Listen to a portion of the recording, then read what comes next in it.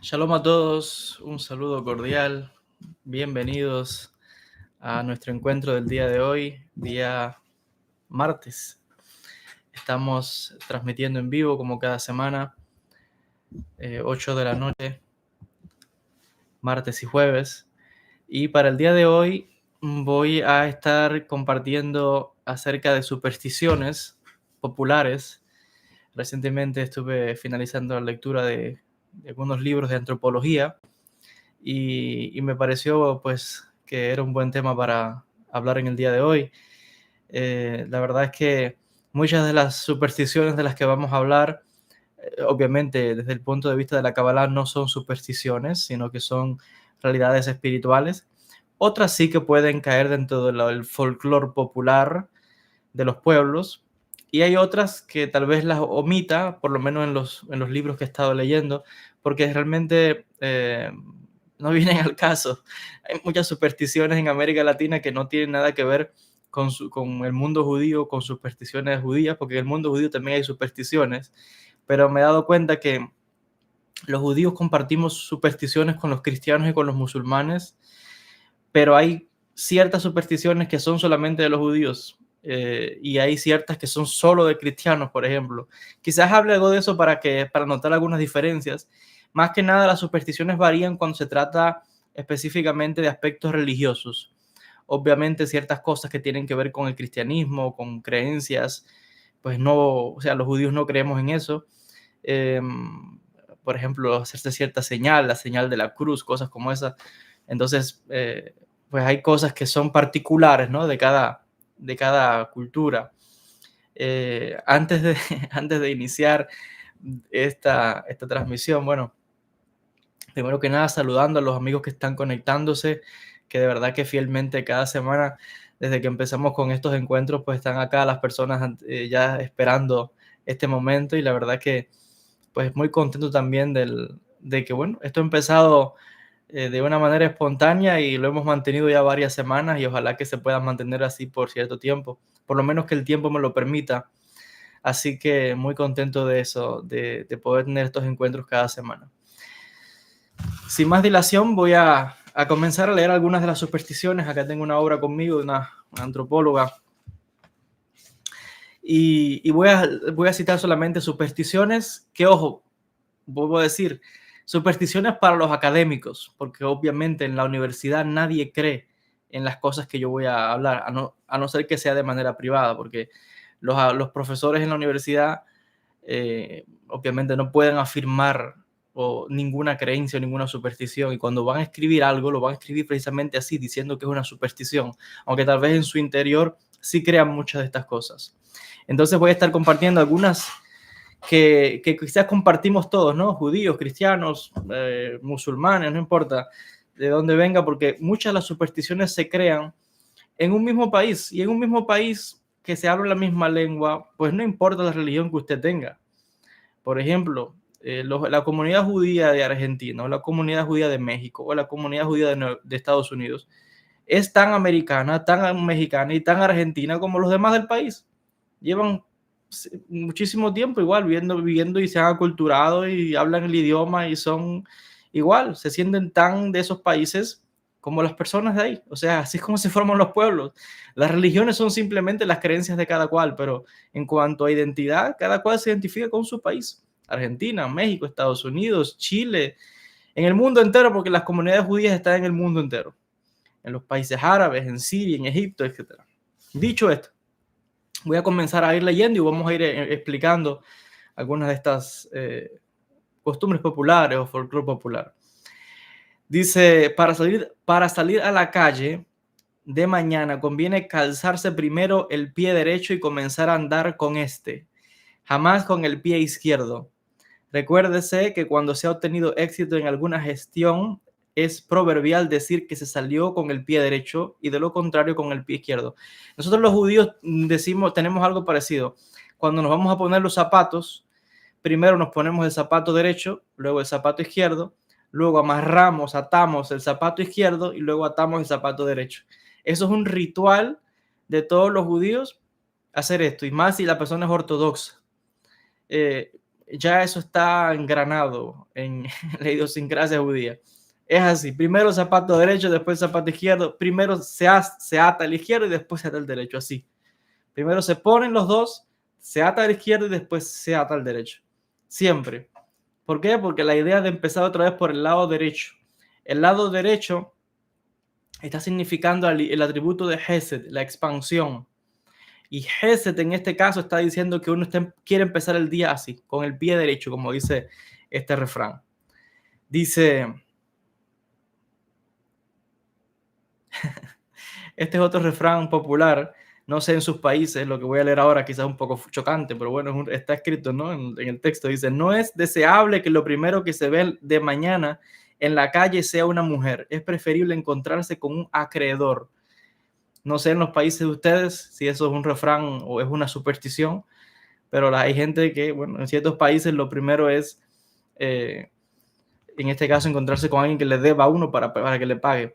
En el mundo judío decimos que no es bueno que, por ejemplo, que uno vea a una mujer en el cementerio, porque especialmente si es cabalista, la persona no va a querer encontrarse con una mujer en un cementerio, y si es cabalista muy, muy riguroso, ¿no? Porque hay quien pues no hace caso de esto, pero no es bueno encontrarse que las mujeres vayan al cementerio, dicen muchos cabalistas, porque igual que los niños, porque en el caso de la mujer, como es femenina, absorbe y dice que con la mirada, con los ojos, si estás en el cementerio te puede pasar como un mal.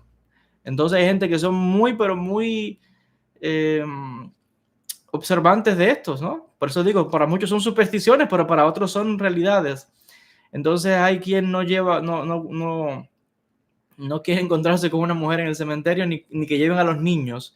A los niños no se lleva al cementerio porque dice que, por ejemplo, si un padre lleva a su hija al cementerio, los hijos de ese hombre que no han nacido o que por pérdida de semen pudieran haber nacido y no nacieron, esa energía no se perdió, esa energía está ahí, pero está en el lado de las clipot y de alguna manera esa energía ataca a los hijos vivos que nacieron.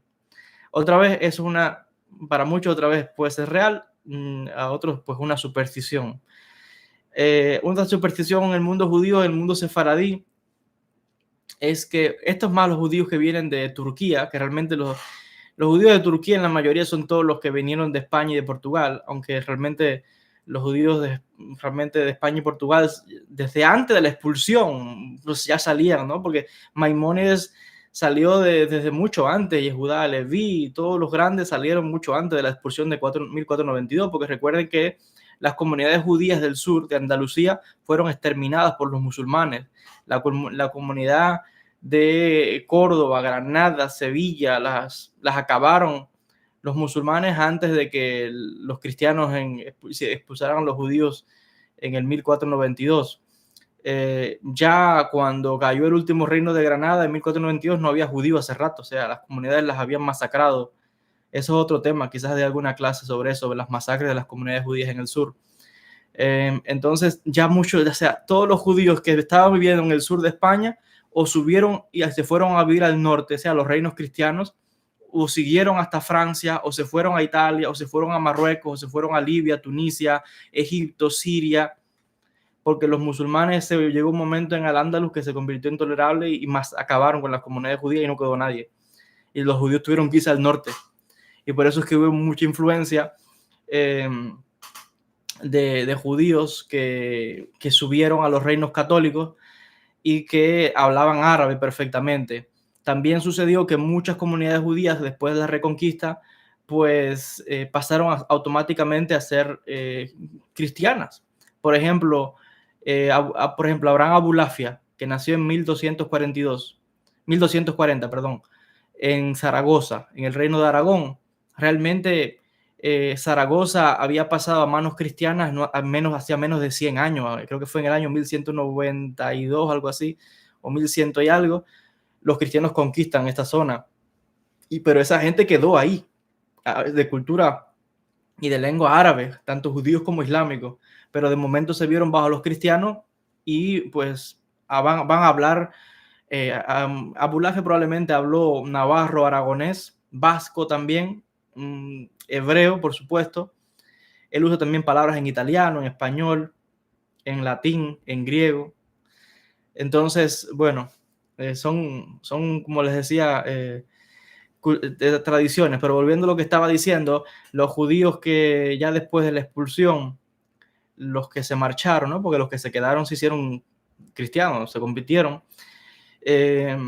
mayormente se fueron al Imperio Otomano, al norte de África, Marruecos, y las costumbres de los judíos de Turquía, pues es que a los niños varones, si por temor al mal de ojo, al Ain Ara, se les vestía con ropa de niña y no se le decía el nombre de él, se le decía otro nombre o se le podía el nombre de una niña hasta que fuera suficientemente adulto y vieran que iba a sobrevivir, porque en el tiempo antiguo era muy común, pero muy común que los niños se murieran, señores. La vida es muy frágil, que las mujeres morían en el parto. Todavía esto ocurre, pero en menor medida a antes, que antes para que un niño llegara a la edad adulta era casi un milagro. El número de muertos por enfermedades que hoy son curables, pues era increíble. Entonces, pues la gente, ¿qué pensaba la gente? Como no tiene conocimiento científico, piensa que los niños morían del mal de ojo o de una brujería o de cosas como esa. Entonces, ¿qué hacían? Los protegían. Entonces, los niños, como les decía, los varones los vestían de hembra, les ponían nombres de niña porque era para protegerlo, para que vivieran, ¿no? Por eso vuelvo a decir, son supersticiones. Pero para las personas de esa época que no tienen conocimiento, pues para ellos son realidades. Dice, este está un poco gracioso. Dice, si tropieza con un visco, pellizquese. Si no va usted solo, pellizque a su acompañante. No sé qué querrá decir ese refrán. En América Latina alguien significará algo, no lo sé. Dice, bueno, aquí también esto es muy serio. No reírse de los tullidos, mutilados o personas deformes que se encuentran. Más bien, si se topa con un jorobado, haga lo imposible sin ofenderlo por tocarle la joroba y juegue a la lotería, dice la antropóloga. Esto también, esto sí, claro, no burlarse de personas que tienen alguna diferencia física, etcétera. Pero fíjense qué curioso, ¿no? Que alguien que tiene una joroba le tocan la joroba como que es algo de buena suerte. En el mundo judío tenemos una tradición, y esta, digo el mundo judío, pero ya eso es universal también, es la de, por ejemplo, los que han estado en Córdoba, en Andalucía, y habrán ido a Córdoba, habrán visto la estatua de Maimónides. La estatua de Maimónides, si usted se fija, está hecha de bronce. Los zapatos están brillantes, la barba está brillante, partes de las manos también, y es porque la gente toca los pies de Maimónides para pedir una bendición al Rambam, y van todo tipo de personas allí a esa estatua. Dice, cuando dos personas que se aman o se aprecian marchan juntas y a mitad de la acera se encuentran un obstáculo, una de las dos le cede el paso a la otra sin bajarse de la acera para que no se les separe, para que no los separe el destino, es decir, ese obstáculo que lo simboliza. Si dos personas van caminando y hay un árbol en la acera, mejor que los dos den la vuelta y pasen por el mismo lado y no se separen, porque si el árbol los separa, para muchos eso es suficiente. Está significando que esas personas, el destino los va a separar. Así que hay gente, yo estoy seguro que lo que estoy yo comentando, para mucha gente se lo va a tomar en serio, ¿no? Y esperen que la parte buena viene ahora, cuando empieza a hablar de espíritus, demonios. Ahora viene la parte interesante que le gusta a mucha gente. Dice, esto es muy interesante, ¿no? Y esto sí que es una realidad, por lo menos esto yo lo he escuchado de casos reales. Evite que un transeúnte pise la sombra que su cuerpo proyecta en el suelo. La sombra del cuerpo puede ser robada, como la voz, por lo que si de noche nos llaman y no sabemos quién, nos guardaremos mucho de responder. Uno tiene que tener muy cuidado, porque esto para mí no es superstición, es real. Conozco casos, conozco historias sobre esto. Una persona que sabe te puede robar la sombra y te puede robar la voz. Un brujo, porque esto mayormente lo va a hacer un brujo que sabe de verdad, le puede usted robar la sombra y le puede robar la voz. Y con eso te puede hacer una brujería y con eso te puede hasta matar. Entonces esto sí que es cierto lo que está diciendo esta antropóloga. La sombra te la pueden robar. Por ejemplo, si usted está durmiendo y son las 12 de la noche, o 12 y algo, y usted escucha que tocan la puerta y lo llaman fulano de tal o fulana de tal, y usted no sabe quién es, no responda. Porque si empieza a decir y a decir quién es o no sé qué, con la voz, hay una persona detrás de la puerta, lo más probable es que esté en un ritual, lleva una botella, algo, y embotella la voz, y con eso él puede hacer una brujería y puede enfermar, te puede enviar una enfermedad a la garganta, te puede mandar un cáncer, te puede hacer daño. Entonces eso sí es real y hay casos que han pasado. Ahora, eso no es que la persona porque diga que es brujo va a hacer eso, no. Eso hay que tener conocimiento y la mayoría de la gente que tiene esos conocimientos ya se han muerto. Quiere decir que ya eso, si quedan quien sepa hacer eso, son muy pocos.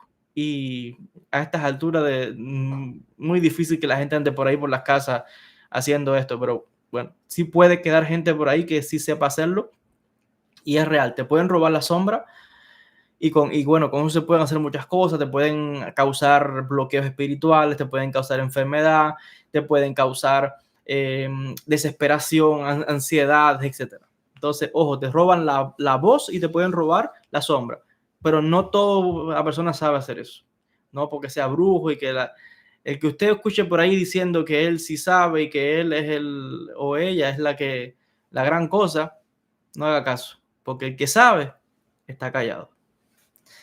Dice otra superstición, ¿no?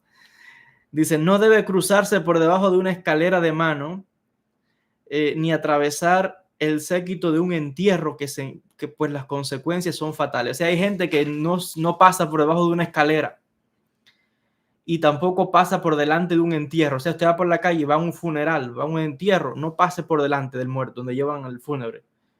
Apártese, muévase de lado, coja por la esquina, pero nunca le pase de frente.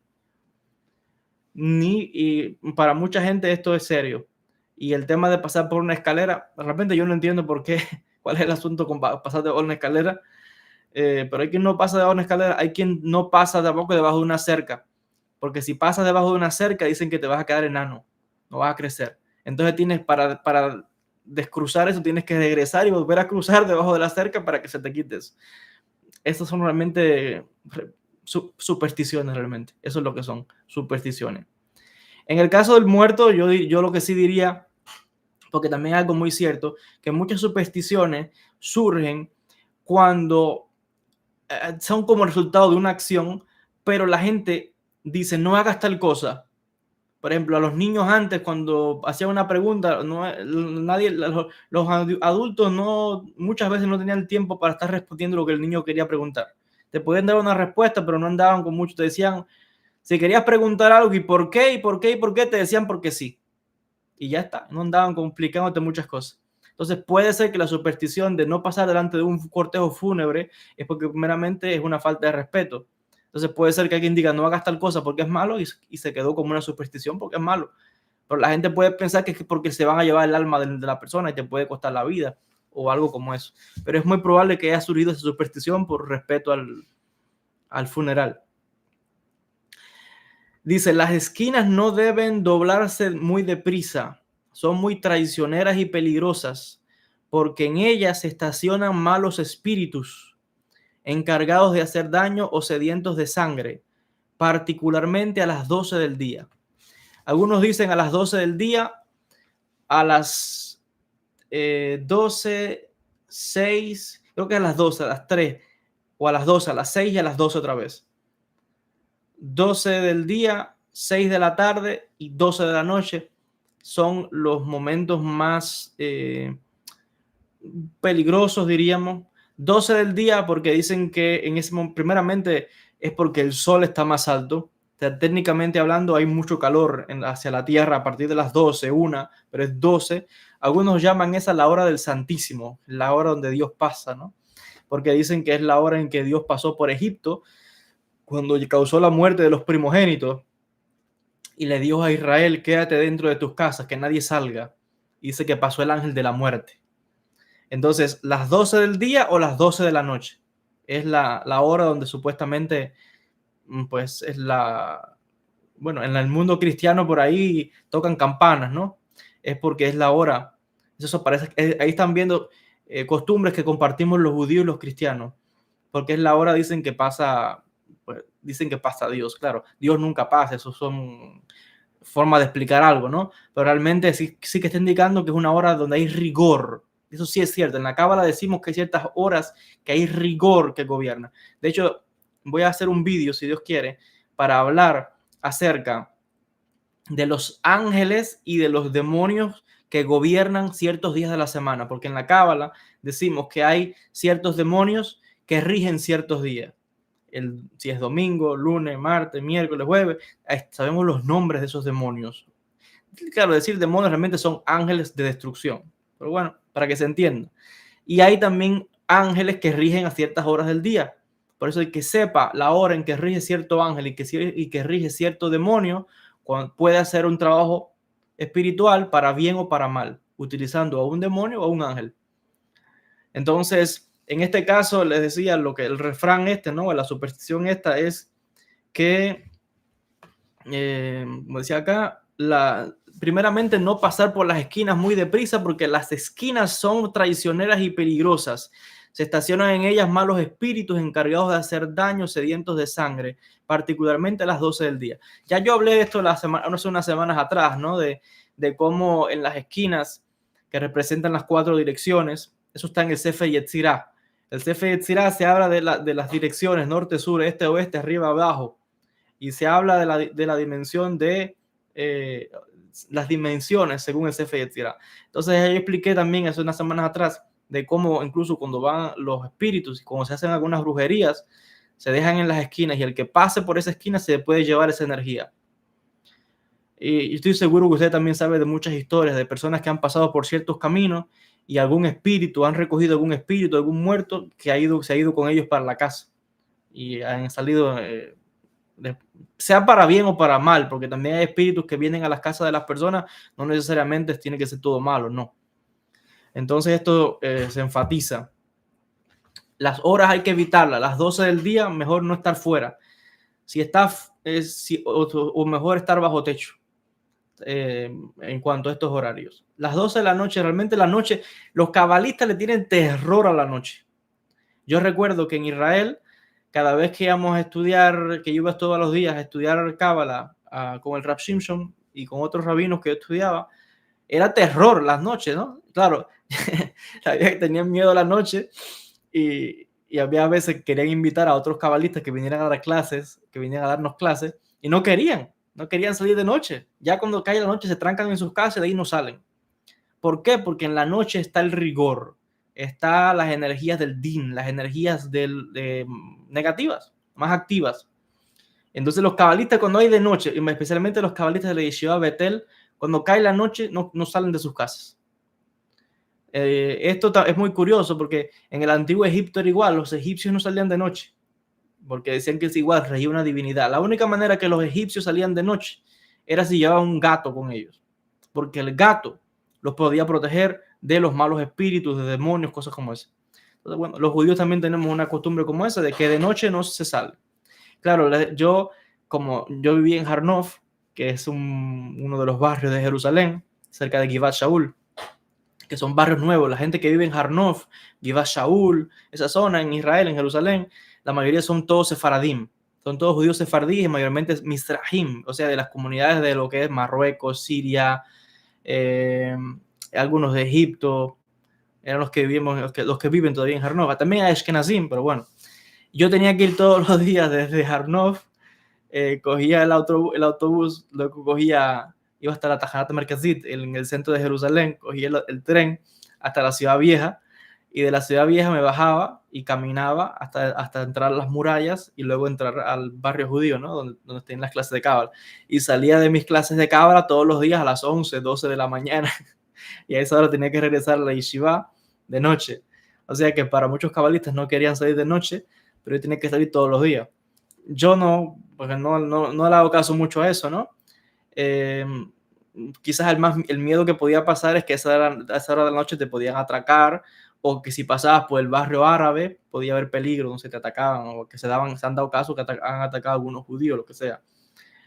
Aunque en general yo soy un poco parecido, no tanto por esa superstición, ¿no? Que para mí es serio el asunto también, pero trato de estar todo, no, ya yo estoy siempre en mi casa estudiando, si es que salgo a algún sitio, porque yo no salgo a ningún lado, ¿no? Yo todos los días lo único que hago es estudiar y dar clases. No voy a ningún sitio ni hago otra cosa. Entonces, eh, pero bueno, el miedo a la noche es serio, porque hay la fuerza del rigor. Puede ser que salgas y no te pase nada, y si tienes que salir, bueno, saldrás, está bien. Pero sí que es verdad que en la noche pues, ocurren muchas cosas, ¿no? Es la hora del robo también, asesinatos, muchas cosas. Los mecubalim no salen de noche realmente, o evitan. Si no tienes una causa fuerte para salir, mejor no salir de noche. Dice, hay horas que son nefastas, y esto deben saberlo los que por fuerza trabajan en la calle o tienen que transitar mucho por ellas. Las 6 de la mañana, las 12 del día, las 6 de la tarde y las 12 de la noche. Dicen que ya a las 6 de la tarde hay, en los lugares solitarios pueden salir ciertas espiritualidades. Esto sí que, vuelvo a decir, para mucha gente son supersticiones todo esto, y por eso se llama el vídeo supersticiones, pero sí que es verdad que hay también una creencia de que ya cuando se pone el sol, por eso quizás se dice 6 de la tarde, pero realmente eso depende, ¿no? Realmente todo depende del momento en que el sol se pone. El sol se puede poner 7:30, 8, depende del país. Y lo que sucede con eso de las 6 de la tarde es que esa es la hora en que se rasga el velo entre el mundo espiritual y el mundo físico. Y es cuando los espíritus salen en mayor grupos, diríamos. Los espíritus están operativos en todo momento, pero ya cuando va cayendo el sol, entre la puesta que se va un día y entra la noche, en ese instante hay un espacio vacío. Ahí se cuelan y se rasga el velo espiritual y como que salen los muertos, diríamos, ¿no? Ya a partir de las 6 de la tarde. Entonces, ese momento lo aprovecha mucha gente para muchas cosas, ¿eh? Para bueno y para mal, que sabe de todo esto. Ese es el momento también bueno para meditar o el que quiera conectar con las almas de ciertos sadiquín, porque se rasga el velo espiritual y entra el mundo. La energía de los espíritus es más fuerte a esa hora. Dice, de hecho, les voy a decir algo más. Hay ciertos rituales que si no se hacen a esa hora, a ciertas horas no funcionan. Y esto aquí sí no es superstición. Esto es que hay ciertos horarios que si usted no lo hace a esa hora, olvídese. En la cábala hay ciertos rituales, por ejemplo, para encontrar tesoros, para encontrar un dinero que esté enterrado. Eso está escrito en ciertos libros de cábala, lo que hay que hacer, los rezos que hay que hacer. Pero eso nada más funciona a cierta hora. Por ejemplo, a las 12 de la noche, donde esté un enterramiento, son las horas, ¿no? Porque en ese momento pueden venir los espíritus también. Hay espíritus que custodian enterramiento. Por ejemplo, hay ciertas personas que, ricos, ¿no? Digamos que tenían sugerencias, la enterraban y si tenían esclavos, mataban a los esclavos y para que no hablasen. Y esos esclavos se quedaban ahí en espíritu para proteger eso. Y si venía alguien y se encontraba y se llevaba ese dinero, pues le podía hacer daño. Entonces hay gente que hacía rituales, prenden velas, hacen cosas para que los espíritus se aparten y ellos puedan llevarse eso. Entonces eso es muy interesante, ¿no? Hay horarios específicos para ciertas cosas. Dice, cuando desfila un entierro frente a una casa, quien esté en la puerta, en una ventana o en el balcón, se quedará mirando hasta que lo pierda de vista y entonces lanzará un cubo de agua a la calle. Eso también es otra práctica popular de las personas. En cuanto a los velorios, los funerales. Práctica judía que tenemos nosotros con los funerales, cada vez que vamos al cementerio, en todos los cementerios judíos. Primeramente que los judíos solamente, o sea, hay cementerios nada más para los judíos. Un judío no puede ser enterrado en otro lugar que no sea un cementerio para judíos. Y en todos los cementerios judíos afuera siempre vas a ver que hay para lavarse las manos. Hay una pila con agua, una llave con agua y ahí está para uno hacer el lavado de las manos. Al entrar y al salir. Cuando uno va al cementerio, esto lo aprendí de mi amigo el Rav Moshe Segal, que fuimos al cementerio Har HaMenuchot en Jerusalén a visitar la tumba del Baal HaSulam. Y el Rav Moshe me dijo que cuando íbamos por entre las tumbas, yo iba a regresar por donde mismo yo venía. Y él me dijo, no podemos regresar por donde mismo fuimos, hay que caminar por otras tumbas. ¿Por qué? Porque hay espíritus muertos que nos pueden seguir si uno regresa por donde mismo fue, en el cementerio. Entonces, eso lo aprendí del Rav Moshe Segal, que seguro que lo conocen algunos o pueden buscar sus vídeos. Él tiene también un canal de YouTube donde enseña Kabbalah, y por ahí también está en YouTube el canal que hice con un video que grabamos juntos para este canal. Lo pueden encontrar aquí en mi canal, donde fuimos a la tumba del Baal Sulam. Creo que fueron como 2 videos o 3 videos, algo así. Están en mi canal, que fuimos juntos. Eso está en Jerusalén. Entonces no se puede regresar por donde mismo uno va en el cementerio, porque los espíritus te pueden seguir. Dice,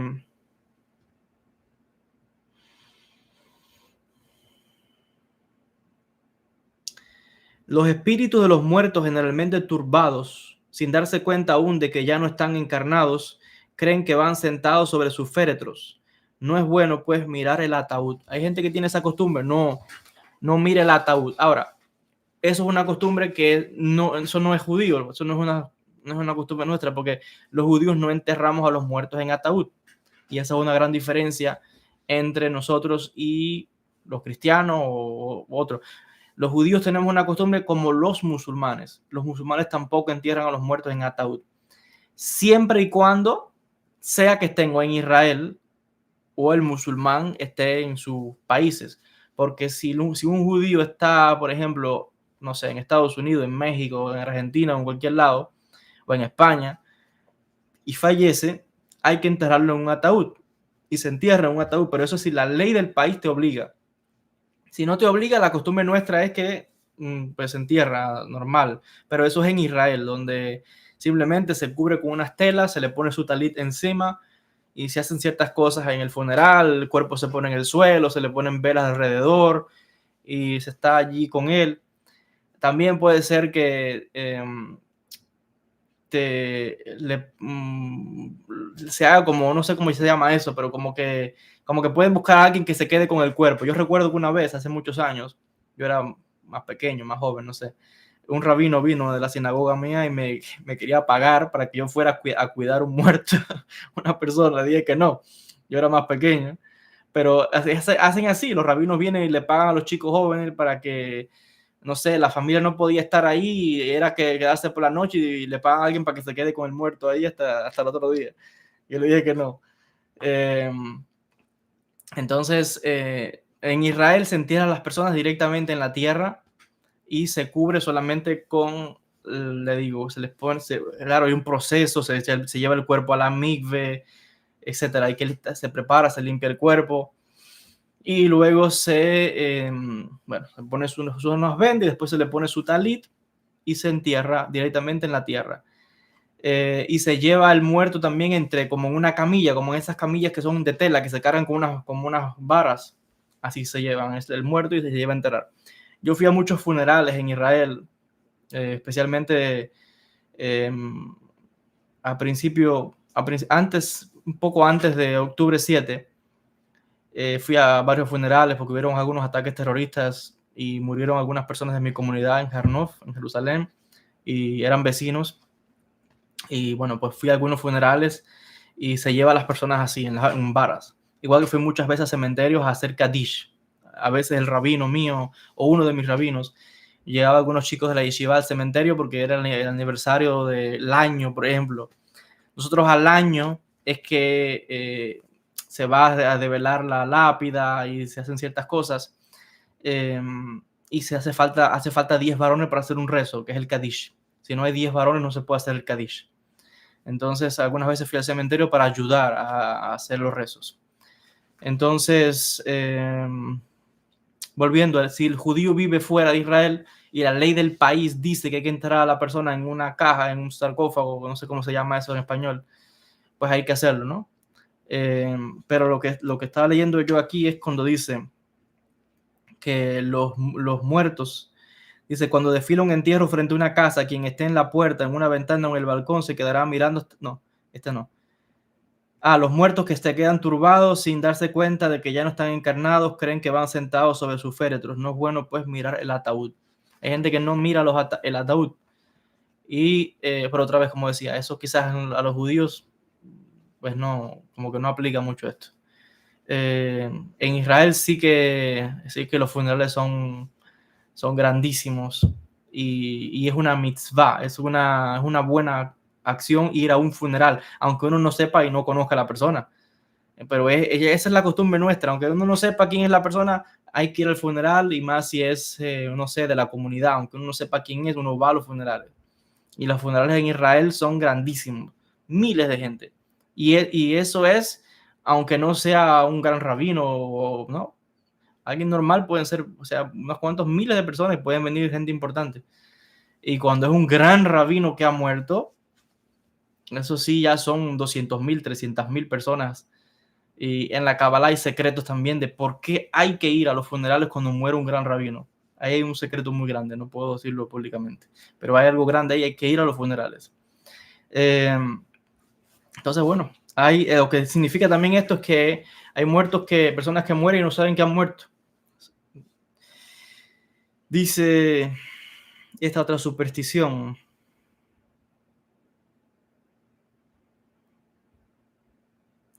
Al noveno día de la partida del difunto, puede aparecérsele a quien se fijó en él cuando estaba tendido. Hay quien piensa que si uno mira a un muerto, se te va a aparecer al noveno día. Ojo, puedo decir, muchas de estas supersticiones surgen porque quizás pasaron de verdad. A lo mejor le pasaron estas cosas a cierta gente, a otros no le ha pasado y dice, bueno, es mentira, porque claro, no, porque no te sucedió a ti. Pero esto puede ser que le haya pasado a algunas personas y ya se ha quedado, ¿no? Como supersticiones, pero ojo, sí que tienen partes que son ciertas, no son tan supersticiones de estas cosas. Dice, pero si se quiere contemplar a los muertos en el cementerio sentados en sus tumbas, se irá con una vela que haya ardido y se enciende en el cementerio. El curioso la colocará entre sus piernas, inclinará su cuerpo y volverá de lado la cabeza y verá a los muertos. Esto me recuerda a la historia del Arizal, el rabí Isaac Luria. Rabí Isaac Luria, dice Jaime Vital, que podía ir al cementerio de Safed y podía ver a los muertos sentados arriba de sus tumbas.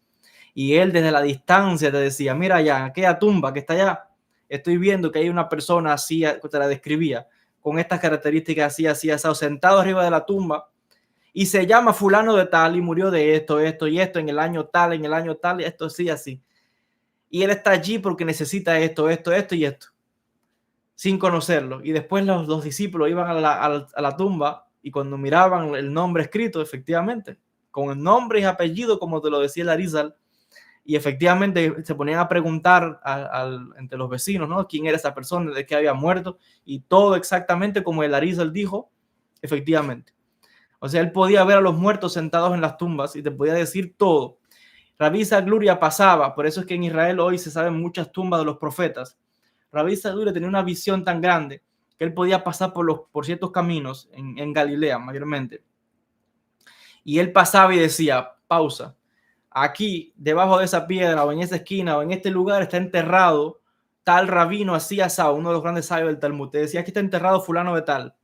Y aquí al lado está enterrado el discípulo de él. Y allá, o sea, te podía decir dónde estaban enterrados los sadiquim. ¿Por qué? Porque él veía el muerto parado ahí al lado del enterramiento.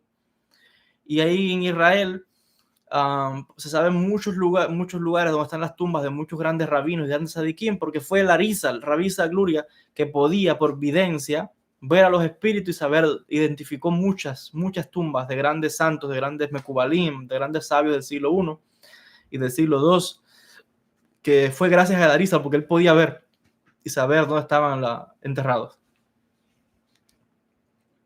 Dice,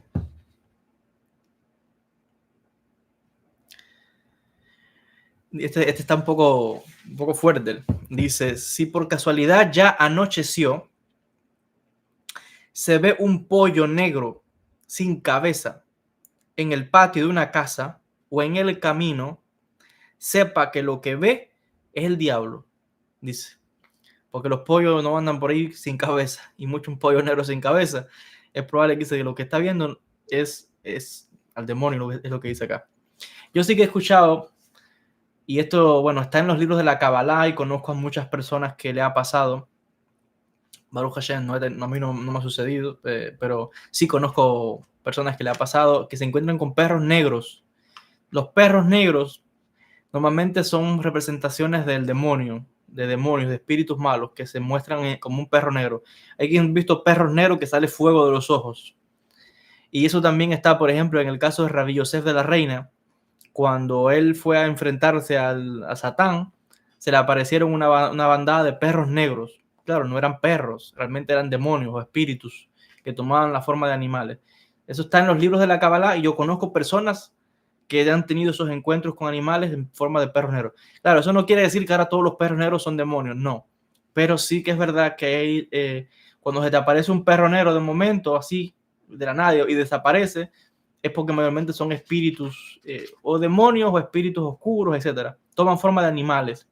Hay un relato que lo cuenta Rabbi Jaim Vital en el libro, en su diario secreto, el diario de las visiones, Sefer Hezionot, donde él cuenta que Rabbi Saguira se lo dijo, que cuidado, un día estaba en una clase y era de noche, porque otra vez volvemos al punto, los mecubalín no salen de noche. Aparte que los mecubalín no salen a ningún lado, no, o sea, la gente que está en Kabbalah de verdad y más los grandes rabinos en Israel, la gente se no vive como la gente, lo único que esa gente hace es día y noche estudiar, día y noche, no va a ningún lado, eso no tiene más vida, cero vida que no sean los libros, día y noche. Entonces se sale nada más si acaso cuando vas a la sinagoga o algo. Y el Arizal le dijo a Rabbi Jaim Vital, cuidado cuando salgas hoy, porque le había cogido la noche, que te vas a encontrar en la calle con un perro negro. Cuando lo veas, no cojas donde está él, apártate, porque no es un perro, es un espíritu que te quiere hacer daño.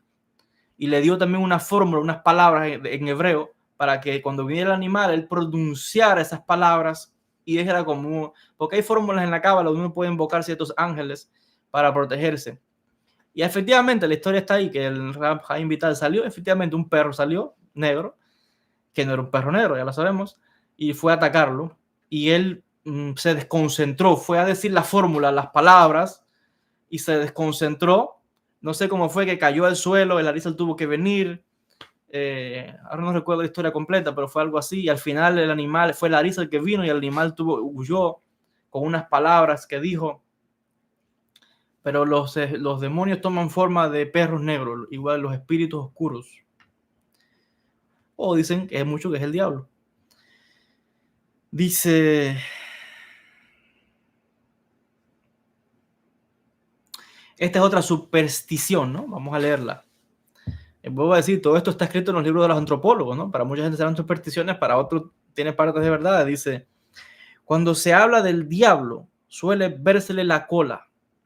Con esto se advierte el peligro que representa aludir por lo claro al príncipe de las tinieblas. Y dice, la costumbre es que cuando se va a hablar no se dice el nombre, no se le habla, no se mienta. Simplemente dice acá que, bueno, ya hay gente que no cree en nada de eso, ¿no? Hay gente que no cree en nada de estas cosas, pero a lo mejor es no pronunciarlo, no decir estos nombres. Yo estoy diciéndolo porque estoy dando una clase y no tampoco lo dijera. Pero la gente que habla, ¿no? De que se pueden presentar, si tú los mencionas, vienen. Dice, se usan otras palabras. Esto sí que estamos de acuerdo los cristianos y los judíos en esto que estoy leyendo, de no pronunciar los nombres de los demonios, no pronunciar estos nombres porque vienen. Dice aquí, se emplean eufemismos para designar la muerte, la enfermedad, a espíritus malignos o al diablo. Morir se dirá guardar el carro, cantar el manicero, y al diablo se le llamará patilla de chivo, el rabudo, a la muerte se le llama la pelona, dice el refrán. Los judíos igual, no pronunciamos estos nombres. Si hablamos de, por ejemplo, decimos Samech Mem, o utilizamos ciertas palabras para no referirnos a estos nombres. La única excepción es cuando estamos dando una clase, sí decimos los nombres, igual que los nombres de los ángeles. Si no estamos dando una clase, pues entonces evitamos decirlos. ¿Por qué? Porque cuando se mencionan estos nombres sin causa, pues los llamas, vienen esas energías. Dice,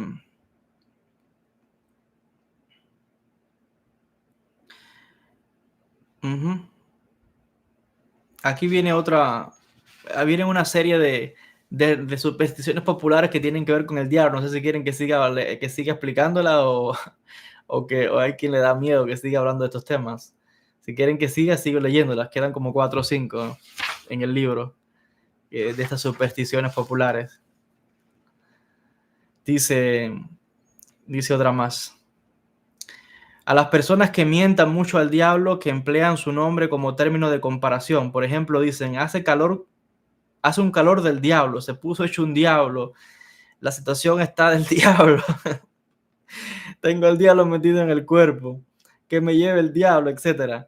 Cuando mueren o instantes antes de morir, se les presenta el diablo. Si durante su enfermedad, en el caso de que ésta haya sido larga, si no se les ha aparecido ya muchas veces antes.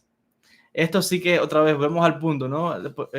Por eso no pronunciar estos nombres no es bueno, porque el que lo menciona se te va a aparecer. Y esto, pero voy a decir, los judíos realmente, es que en el judaísmo ni hablamos de eso. Yo no escucho por ningún lado, jamás, en ningún lado en la sinagoga, que nadie hable ni del diablo, ni de Satán. En la sinagoga no está, nadie habla de esas cosas.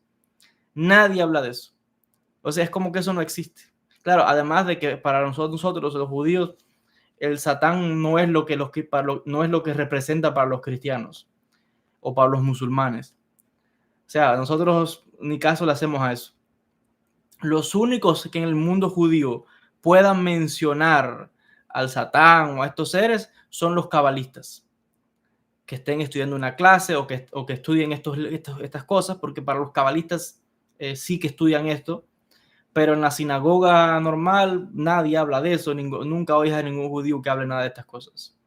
Esos son temas nada más que lo va a hablar un cabalista.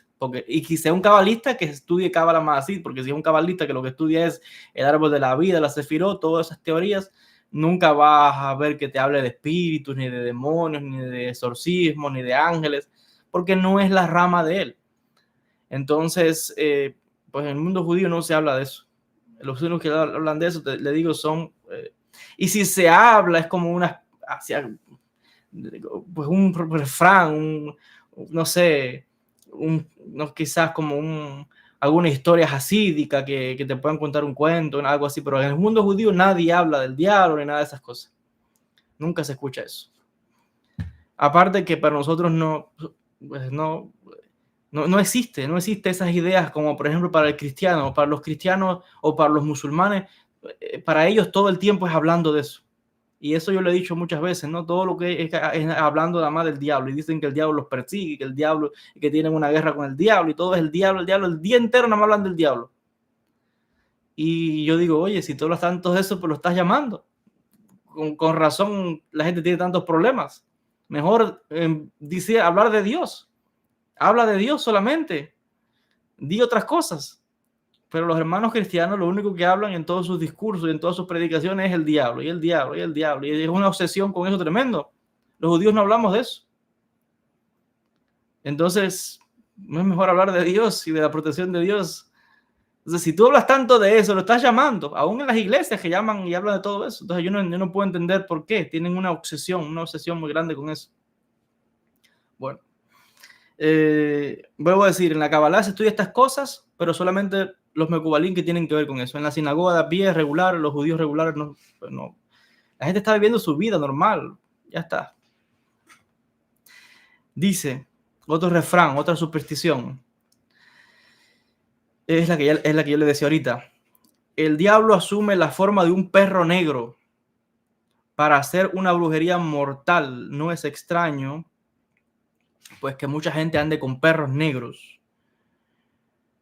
Y se habla aquí, ¿no? De los perros negros que aparecen. Cuando se te aparece un perro negro, y más si se te aparece de madrugada, 12 de la noche. Un perro negro, corre. Corre, que no es un perro nada. Dice otro refrán, otra superstición, perdón. Dice, la enfermedad a efecto de la cólera divina o castigo divino u obra del diablo. Bueno, esta antropóloga lo que está diciendo es que en la Edad Media Tanto judíos como cristianos creían que las enfermedades y las epidemias eran obra del diablo, y que igual hizo Lutero, atribuyendo esto al diablo, ¿no? Quizás sí que es verdad, eso sí que es cierto, que los judíos de España, mayormente, sí, claro, al estar en un ambiente cristiano, España, que es el lugar más católico que España, sí que es verdad que los judíos de España, especialmente de Castilla, sí que ellos estaban, mencionaban, conocían mucho estas cosas, y estaban en el tema, estudiaron ese fenómeno, ¿no? De lo que es el mundo del otro lado, si trabajara, y conocían de mucho, o sea, conocían todo, desde el lado derecho, el lado izquierdo, el mundo de los ángeles, las jerarquías de los demonios, estudiaban todo, porque los mecubalim estudian todo lo que existe. Entonces, en Castilla, en España, sí que es verdad que en la Edad Media, tiene razón,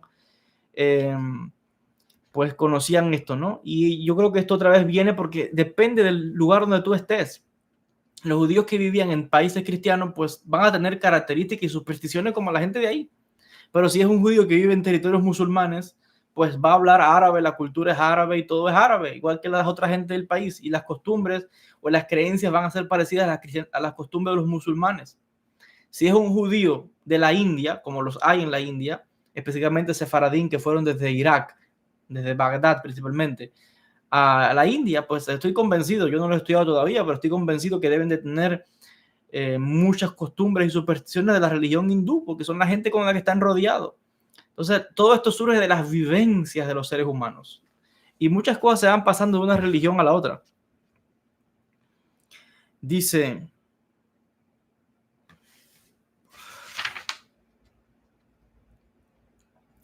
la gente que protege los automóviles. Por eso decía, muchas de estas cosas, claro, para los investigadores son como supersticiones, pero muchas sí son, para la cábala son reales, muchas de estas supersticiones, muchas de estas ideas. Por ejemplo, habla aquí ahora de cosas para protegerse. Dice, en el mundo, tanto en el mundo, claro, cada cual tiene sus supersticiones o sus maneras de protegerse. Hay quienes, por ejemplo, usan semillas para la buena suerte. Hay quien pues lleva sus cosas. En el mundo judío tenemos la mano de Hamza. Realmente no la llaman también la mano de Fátima, pero también eso tiene otro secreto, porque dicen que viene del Midrash, porque Yehudá, el hijo de Jacob, en algún momento usó la expresión de la mano para parar. Se habla también de la mano que representa el número 5. El número 5 es la letra Hei del nombre de Dios. Y la letra Hei del nombre de Dios tiene el valor numérico de 5, como los 5 dedos de la mano. Y por eso tiene el valor de repeler, parar lo malo. Entonces el símbolo de la mano pues se representa el valor numérico 5, que es la letra del nombre de Dios Hei, que es protección contra la brujería, malos espíritus. O sea que estos son costumbres que están en el mundo judío, islámico, en el mundo cristiano, pero por la cábala también. El 5 es por gematria, protección espiritual. Por eso cuando una persona quiere protegerse de brujería, de malos espíritus, de mala suerte, puede llevar colgando una medallita con la letra Hei, que es la letra del nombre de Dios, una de las letras del nombre de Dios. Y Hei significa, tiene valor numérico de 5 en gematria.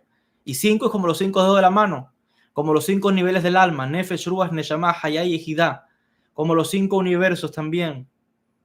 Entonces, pues la idea es que protege. Y eso se asocia con el número 5, con la mano. A ver, otra superstición que se menciona acá.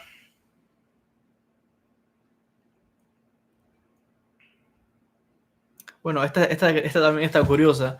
Yo no conozco esta superstición en el mundo judío, aunque sí puede ser que exista otra vez entre los judíos de España, y es las herraduras. Dice, antes cuando había caballos y jinetes, el que hallaba en la calle una herradura, preferiblemente mirando hacia uno, al punto le pedía lo que deseaba, la recogía y se la llevaba como un talismán que la providencia había puesto en su camino. La herradura con un lacito rojo se colgaba detrás de la puerta para protección de la casa y de sus moradores. Aunque bueno, hay gente que ni con eso le sirve, ¿no? Pero bueno, la gente que tiene esa costumbre que se encontraba una herradura. Claro, para encontrar esa herradura hay que estar donde hay caballos. En la ciudad donde, por lo menos donde vivo yo, donde mayormente vivimos hoy, pues la gente no anda con animales o con caballos, pero en el campo, el que se encontraba una herradura la podía poner. A mí me parece que yo leí algo como eso en algún libro de Cábala, pero otra vez en un libro de Cábala que tiene que ver con los judíos de España. Y eso es muy probable que lo hayan cogido los judíos de los cristianos de allí. Yo no lo he leído en otro sitio, el tema ese de la herradura. Y eso no es una costumbre que nadie en el mundo judío ande con ninguna herradura. Yo no veo eso por ningún lado, en ninguna casa judía hacen eso. Tal vez, como digo, quizás antes, pero eso no se escucha. Sí que en América Latina es probable que sí, que sea común eso. Dice otra superstición. Bueno, la verdad que en el mundo judío tenemos muchas. Cuando una persona estornuda, decimos ciertas cosas. Depende de a través de dónde viene el judío. Si es judío de lengua árabe, te puede decir cosas en árabe. Te puede decir bilafia, te puede decir alhamdulillah, o te puede decir la briut, que sea para salud. Te está diciendo que te desea la vida. Eso viene de un midrash que dice, el midrash, que antes la gente no estornudaba, que cuando estornudaba significa que iba a morir. Y fue en la época de Jacob que dejó de esto pasar. Y por eso es que se desea a otra persona salud o vida, la briut. Entonces, cuando una persona estornuda, en hebreo te dicen la briut, o si eres judío árabe, te van a decir, como decía ahorita, bilafia, o te van a decir alhamdulillah, o algo así te pueden decir, depende. También, si aparece, si quieres protegerte de espíritu, otra costumbre judía es que se dice Shaddai. Decir el nombre Shaddai es una protección automática contra espíritus, demonios, cosas como esas. Eso sí que entre los sefaradim, Shaddai, decir Shaddai. Alguien también estornuda, te pueden decir Shaddai, porque Shaddai también es como una protección, porque se entiende también que ahí te está protegiendo Dios. Cuando alguien estornuda, decir Shaddai.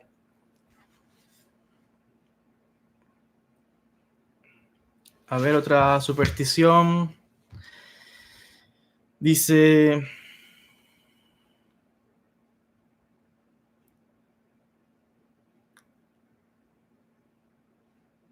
bueno, esta también está un poco fuerte. Esto no es judío. Esta no es judía. Yo creo que es más del mundo otra vez, de América Latina. Dice, para anular una brujería, dice, a ver, para anular los efectos de una brujería que por enemistad, venganza o envidia suelen dejarse en los portales, en las casas de la gente o al frente de la casa de una persona. Lejos de amedrentarse, el que descubre una brujería se lavará las manos con orines y las recogerá para arrojarla a la basura con la mano izquierda, o sencillamente orinará sobre ella. O sea, dicen que orinar sobre una brujería que te hayan puesto delante de tu casa neutraliza la brujería. He escuchado eso. Hay quien le pega candela, hay quien le echa agua. Esto sí que lo he escuchado en el mundo judío. Hay un rabino que yo he escuchado de esto de él, que cuando te encuentres que te han dejado una brujería o algo, echarle agua, mucha agua, y que se vaya. También otra vez, es que eso en el mundo judío es casi que imposible. Eso casi que no se ve, que ningún judío anda haciendo ninguna brujería a nadie. Eso nada más se ve en América Latina, que la gente hace todas esas cosas. Pero en el mundo judío eso es muy difícil, casi que imposible. Yo recuerdo que hace como un año escuché a una mujer judía que me contó en Israel que se había encontrado que le habían hecho como una brujería. No recuerdo si fue otra judía o una musulmana, no sé quién fue. Y yo me quedé sorprendidísimo porque es que eso es una cosa que eso no se escucha, que entre judíos alguien haga algo como eso, que una musulmana venga, que no sé qué. Pero bueno, se puede dar el caso, pero es muy que imposible, eso no se escucha para nada. Cuando yo hablo mucho de esta, no es que no afecte la brujería, sí, las energías afectan, el ainarato, eso está donde quiera. Y los musulmanes tienen su brujería y muy fuerte. Los musulmanes tienen una magia bien, pero bien fuerte. Y yo conozco muchas historias de enfrentamientos, entre cabalistas y sheikhs musulmanes. Y ahora en la guerra que hubo entre Israel e Irán, hubo muchas cosas que pasaron también. Entonces, sí que los musulmanes tienen su cosa también, y fuerte, muy fuerte. Ellos tienen sus cosas antiguas, porque eso viene desde antes que ellos fueran musulmanes, toda esa gente tenía sus religiones y todo eso quedó tapado con el Islam y lo han mezclado todo. En Marruecos principalmente son más que conocidos por ir a ver, tienen adivinos, cosas, tienen de todo. Marruecos, lo que es podría decir Tunisia, Argelia, los saharauis también, esta zona también tienen su cosa, pero Marruecos son muy conocidos todas esas cosas de magia y de brujería que ellos hacen.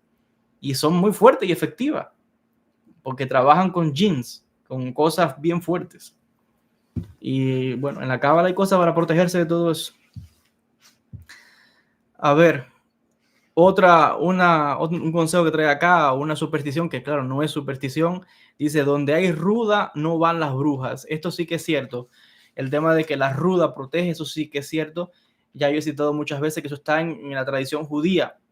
Está en el Talmud incluso. Saben que el Talmud se escribió en el siglo II, siglo III, siglo IV, por ahí fue que un periodo de tiempo que se escribe el Talmud. Y ya en el Talmud aparece la ruda para protegerse contra las brujas o brujerías. Claro, nosotros no le decimos ruda, en hebreo es pegaim, peigam. Peigam es lo que es ruda. Ya luego aparece también entre Rabbi Yosef Haim David Azulay, el Mekubal, el gran cabalista del siglo XVIII, discípulo de Rabbi Shalom Sharabi. Como él venía de familia española portuguesa y hablaba también español o ladino, así que usa la palabra ruda, directamente dice ruda. Y te lo escribe en hebreo, pero nosotros podemos escribir en hebreo, nosotros podemos escribir español con letras hebreas. Entonces, o cualquier idioma se puede escribir con letras hebreas, pero si había judíos antes, y yo también lo puedo hacer, cualquiera que sepa las letras hebreas puede hacerlo, puede escribir español, pero con letras hebreas.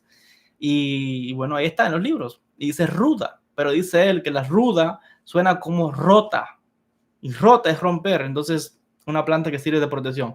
Eso lo trae el Rabbi Obadia Yosef, el gran rabino sefardí de Israel, que él, en la obra del comentario de Pirkei Avot, Anaf Etz Yosef, él trae eso de la ruda, citando al Hidá. La ruda para protección contra brujerías, malos espíritus, todas esas cosas. Otra superstición, los vampiros. Es otra superstición que está. Y hay lugares que, voy a decir, esto no es en Rumanía. Usted va a Rumanía, en Rumanía le hablan de los vampiros. Eso para esa gente eso es cierto. Porque claro, Rumanía es el lugar donde surgió todo eso del conde Drácula, ¿no? Que ya sabemos que no era el Drácula que la gente cree. Era un príncipe, Vlad Drácula o Tepes, que fue de hecho un gran defensor de su pueblo contra la invasión de los musulmanes. Era cristiano él. Pero que la historia es que luchando contra los musulmanes cogía y los empalaba. Y eso fue como muy gráfico, muy brutal, y los enemigos decían que él tenía sediento de sangre, ¿no? Porque, imagínense, empalaron a una persona. Y de ahí surgieron todas esas leyendas, ¿no? Y de este príncipe que realmente fue el que salvó a Rumanía de que no fuera musulmán, y es un héroe en ese país, ¿no? Pero ellos creen en los vampiros de verdad, en ese lugar, en Rumanía.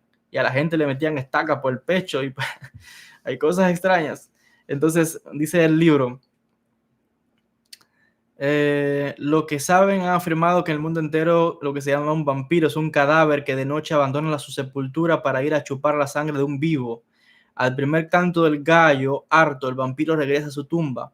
Quienes los han estudiado dicen que la realidad o irrealidad de este ser siniestro se le debe a Rusia y a los pueblos eslavos. Hace más de 2 siglos, el vampiro hizo temblar a Europa. Y dice que, bueno, pues esto se extendió a esta costumbre.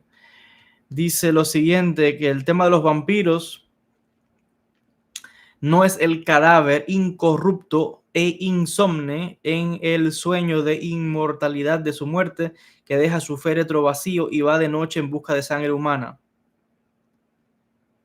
Ahí dice también que las brujas chupan la sangre de los recién nacidos, dice acá. O se transforma en un pájaro o un animal para hacer daño. Dice,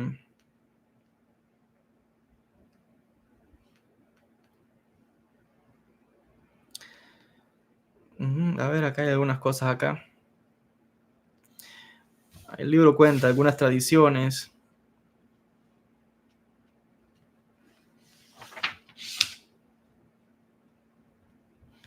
Realmente hay un libro que cuenta de supersticiones judías, de un académico de apellido Trachtenberg. Él cuenta muchas de estas historias. De hecho, cuenta hasta del... Sí que hay algo de esto de vampiros en el mundo judío, pero no como lo que ustedes conocen de lo que es vampiro. No. Sí que es verdad, tal vez los judíos que vengan de Hungría, de Rusia, de Rumanía, a lo mejor están influenciados con esas ideas. Pero hay algo de eso en la cábala que se llama la mordida del vampiro. Hay algo sobre eso en la cábala. Es lo que hasta ahí puedo decir. Dice, no estoy diciendo otra vez que los vampiros existen ni nada de esas cosas, no. Yo solamente estoy contando supersticiones que la gente tiene y comparándolo, ¿no?, con las cosas judías. En cuanto a ese tema, bueno, yo creo que eso es más de sobra que explicado, ¿no? El tema, qué es lo que son los vampiros. La gente, por ejemplo, iba a los cementerios y cuando todo... que es increíble, la gente en la Edad Media... Yo una vez, en algún momento tengo que hacer un vídeo para explicar académicamente hasta el tema de la brujería. La gente no tiene ni idea de lo que es eso realmente. Todo en América Latina, lo más mínimo, lo achacan a brujerías o a cosas y ni saben qué es realmente eso, cómo surgió, de dónde vienen esas ideas, porque para nada es igual lo que en el mundo judío entendemos por brujería, no es lo que los cristianos entienden, no es lo que los musulmanes entienden, no es lo que se desarrolló en la Edad Media en Europa, lo que la gente entiende acá. Y quizás en algún momento haga alguna conferencia. Por ahí los que estén interesados en saber históricamente el tema de la brujería, es bien estudiado antropológicamente e históricamente, yo recomiendo mucho las conferencias o el libro de la doctora María Elvira Roca Barea, una de las historiadoras más importantes que hay ahora mismo en España. Tiene un libro sobre la Inquisición y el tema de la brujería y analiza este tema de las brujas de Sagramurdi, algo así creo que se llama. Yo tuve que estudiar esto en la universidad en algún momento, porque en la universidad los historiadores estudiamos de todo. La gente cree que un historiador solamente... No, nosotros estudiamos de todo. Yo en varias clases en la universidad tuve que tomar algunas clases que se habló del tema de la brujería. Claro, nadie en la universidad cree en eso. Nosotros estudiamos eso como un fenómeno histórico, antropológico, pero ya está hasta ahí. Pero sí que tuve que estudiar algunos libros, tuve que estudiar algunos manuscritos y tuve, por ejemplo, una clase, un profesor mío que escribió un libro sobre las brujas de Salem o sobre el tema de la Inquisición en España. Yo tuve que ir sobre muchos manuscritos de la Inquisición y los manuscritos de la Inquisición hay de todo, porque lo mismo está el tema de la persecución a los judíos, que cristianos persiguiendo a cristianos, que el tema de la brujería, que el tema de la herejía. En los archivos de la Inquisición hay de todo. Y sí que en la universidad tuve que estudiar ese tema. Y en algún momento haré algún vídeo porque la gente o sea, no tienen ni idea de qué realmente es eso. Y que no es igual en Europa a lo que se ve en América Latina. Ese tema es amplio. Si se estudia realmente serio, científicamente, históricamente, antropológicamente, socialmente, como debe ser, y no solamente desde la superstición. No es para nada lo que mucha gente piensa. Dice, a ver qué otra superstición hay por acá. Ese tema de la brujería es amplio. Y vuelvo a decir, el tema de la brujería en Europa, por ejemplo, no es igual. Por ejemplo, en España eso, pues, se escuchaban muchas historias de brujas. En Portugal también. En la zona de Galicia, muy fuertemente. En las Islas Canarias, las brujas de Islas Canarias, las brujas de Islas Canarias son famosas porque dicen que tenían gran poder y podían transportarse de un lugar a otro. Y hay historias muy interesantes. Las brujas en las Islas Canarias. Pero, por ejemplo, el tema de la brujería en Inglaterra o en Francia, mayormente en Inglaterra, con el rey Jaime, por ejemplo, es otro fenómeno. Todo eso tiene que ver de las disputas que había en Europa entre protestantes y católicos, o entre los enemigos del rey, de la monarquía. Y pues se desató todo ese tema, esa euforia en esa época de la Edad Media, donde la gente estaba intoxicada por la religión mayormente y por supersticiones. Todos se lo achacaban al diablo, todos se lo achacaban a la brujería. Y llegó el punto que la gente se creía de verdad. Yo no digo que no, a ver, realmente sí había personas que practicaban ciertas cosas, pero el problema de las brujerías es que para los cristianos, especialmente los católicos, todo lo que no sea la religión de ellos y la religión de otra persona la llaman brujería. Entonces, todo lo que no sea de ellos, lo demás es brujería.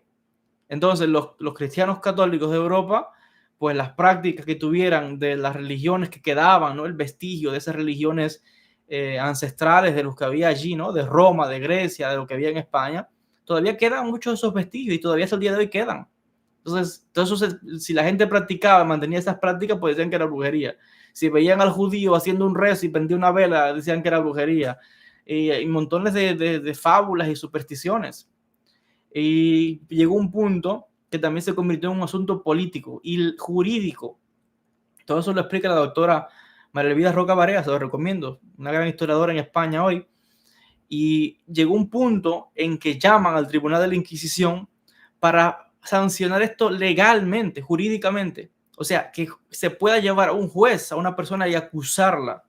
Claro, la Inquisición primero pues no tomaba esto. ¿Por qué? Porque no se puede procesar a alguien porque le acusan de que te han hecho una brujería y que por eso se murió fulano o que está enfermo. O sea, eso no tiene evidencia ninguna.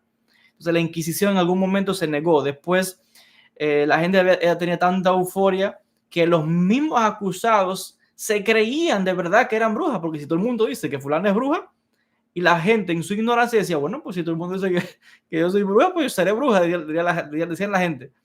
Y los vecinos se acusaban unos a otros. Fue una euforia tremenda.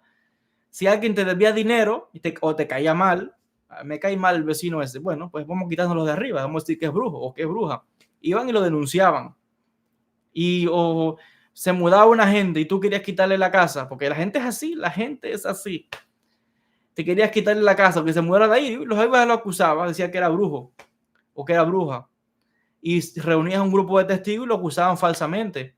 Llegó un punto en que la Inquisición ya no quiso tomar más casos. Alguna gente sí fueron quemadas por el tema de la brujería.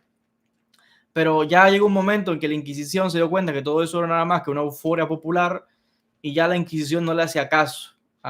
Y aunque no le hacía caso, entonces la gente, las turbas, las masas de gente iban a las casas y le caían a pedradas o mataban a los vecinos. La Edad Media era una época peligrosa. Vivir en esa época era una ignorancia tremenda. Te mataban por cualquier cosa, te asaltaban por los caminos. Era tremendo vivir en la Edad Media. Había mucha ignorancia, mucha superstición. Sí que otra vez todo lo que ellos decían que era brujería, porque sencillamente tal vez eran prácticas de gente que tenía otras religiones o otras creencias, qué sé yo. Sí que es verdad que se desarrolló luego cosas que podríamos llamar la brujería, ¿no? Pero diríamos que son una minoría. Había también en esa época a la mujer se la oprimía mucho, como hoy todavía, ¿no? Pero en esa época la mujer no tenía ni voz ni voto, y en esas sociedades medievales donde por religión la mujer tiene que hacer silencio y ser obediente a su marido para que sea una buena mujer, pues esas ideas, cuando una mujer se le encaraba al marido y le decía cuatro cosas y se le plantaba, pues el marido decía que estaba poseída, porque no podía ser que una buena mujer cristiana se le encarase. Y iba y se lo decía al cura. Y ahí empezaban las cosas. Entonces, o sea, fue una época que dicen también, yo estudié eso en la universidad, las mujeres como que, las que de verdad practicaban eso, las que sí de verdad eran minoría, pero sí que hubo ciertas mujeres que es verdad que, bueno, porque creían en la luna, hacían rituales, y al final no era para mal tampoco, eso lo hacían quizás para curar o por alguna creencia celta que tuviesen, pero sí que dicen los historiadores de que esas mujeres tenían esas prácticas porque eso las empoderaba, porque si la gente sabía que esta persona tenía un poder o esta mujer tenía un poder, pues los hombres le cogían miedo y las respetaban. y muchas mujeres fingían muchas veces decir que eran brujas, pero era para sentir un estatus en la sociedad que era tan dominada por los hombres y las mujeres eran pisoteadas. No, imagínense. Y fue como una especie de redención de la mujer en esa época medieval, de sentir que tenían una autoridad, de que podías tener a un hombre que viniera, no sé, a una consulta o algo, qué sé yo. Y sí que es verdad, había un grupo pequeño de mujeres que tenían sus ciertas prácticas, tampoco era nada, nada tan terrible, sino que otra vez, en una sociedad que todo es un país mayormente cristiano y que se persigue todo eso, lo más mínimo que ellos vean extraño van a decir que es brujería y te mataban por eso, te mataban. No es que, no, y te podían, turbas te caían a pedradas. O sea, yo recomiendo mucho estudiar eso muy seriamente. Hay muy buenas obras académicas y de antropología que estudian ese fenómeno con datos, con su investigación, con su explicación bien seria, y de cómo las supersticiones y la euforia popular, fanatismo religioso, llevaba a la gente a cometer crímenes, asesinatos. Y simplemente a veces que ya había hombres que querían sacarse a una mujer de arriba, estaba casado con esa mujer por interés y la quería muerta, bueno, la acusaba de brujería también, esa es una bruja. Y hasta se ha quedado en el argot popular de América Latina que cuando se pelea un hombre con una mujer, de su mujer, ¿qué le dice? Lo primero que le va a decir es eso. ¿O qué le dice a la suegra? Eso. Pero eso viene desde la Edad Media. El tema de que la mujer, ¿y por qué? Ustedes no se han dado cuenta de que siempre las culpables acusadas de brujería eran las mujeres, a que no acusan a los hombres. ¿No se han dado cuenta de eso? ¿Por qué no dice? O sea, podía haberse algún caso aislado de un hombre acusado de brujería, pero la mayoría de todas ellas eran mujeres. ¿Usted cree que eso es casualidad? No es casualidad, pero para eso hay que estudiar mucho, hay que saber cómo era la vida en la Edad Media, cómo era la sociedad, cómo pensaba la gente, cómo eran las creencias, cuáles eran las leyes, qué eran las creencias de la iglesia, que es la que dominaba, la iglesia católica que dominaba en esas regiones, y que eran canon de ley, porque la iglesia católica tenía fuerza, que claro, porque eran reinos cristianos, los sacerdotes eran los mismos confesores de los reyes y eran los que ayudaban a los reyes a establecer las leyes. Esto lo voy a explicar yo en el libro que voy a sacar, si Dios quiere, antes que se acabe este año, la tesis que escribí sobre Rabbi Abraham Abulafia, porque eso se lo hicieron a los judíos. Muchos, especialmente en Cataluña, los que saben de historia, que son historiadores, Raimundo de Peñaforte, Pau Cristiano y todos estos que eran dominicos y franciscanos.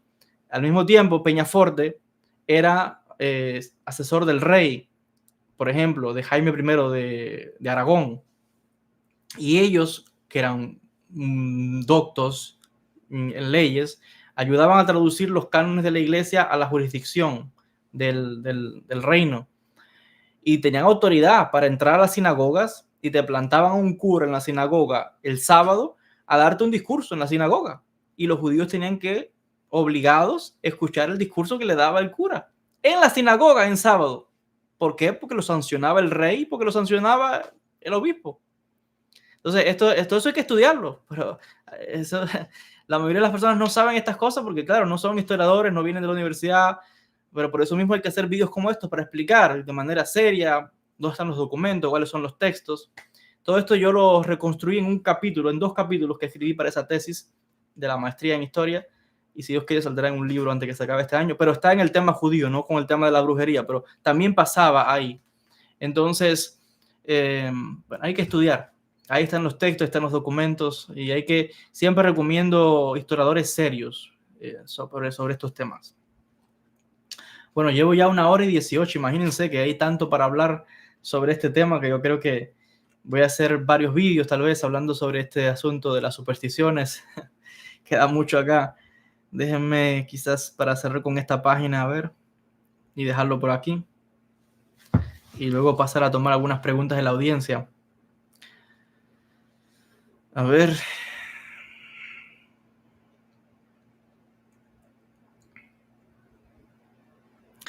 Dice...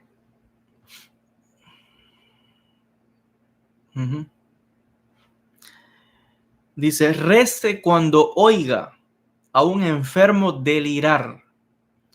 Si habla el agonizante es que habla con los muertos. Lo cierto es que ya habla desde el otro lado. El alma que ha de partir ha sido llamada del otro mundo y va a dejar el cuerpo como quien deja un traje. Lo abandona antes de morir. Cuando usted ve que una persona está delirando y hablando con familiares muertos, lo más probable es que esa persona ya va a morir. Seguro que le ha pasado a muchos de ustedes que conocen estos casos como estos, de gente que está grave, que está en coma, que está pues más del otro lado que de este lado, y dice que empieza en la habitación, empieza a ver a fulano, al otro, un abuelo, un pariente, qué sé yo, que está muerto, y habla con los muertos, porque los ve de verdad. Pero significa eso que esta persona probablemente va a morir, y es probable que ya su alma esté fuera del cuerpo. Aunque usted ve que está hablando y puede razonar, no importa. Porque de hecho, esto es una cosa que la gente no sabe. El alma antes de morir se aparta del cuerpo a veces semanas antes de que la persona muera. El proceso de desprendimiento toma lugar con tiempo antes de que la muerte ocurra. Quiere decir que la mayoría de la gente ve y dice, se murió fulano, se murió fulana hoy. No, no se murió hoy. Ya eso empezó un proceso de varios días o algunas semanas desde antes, que ya el alma empezó a desprenderse del cuerpo hasta que sencillamente, ¡pum!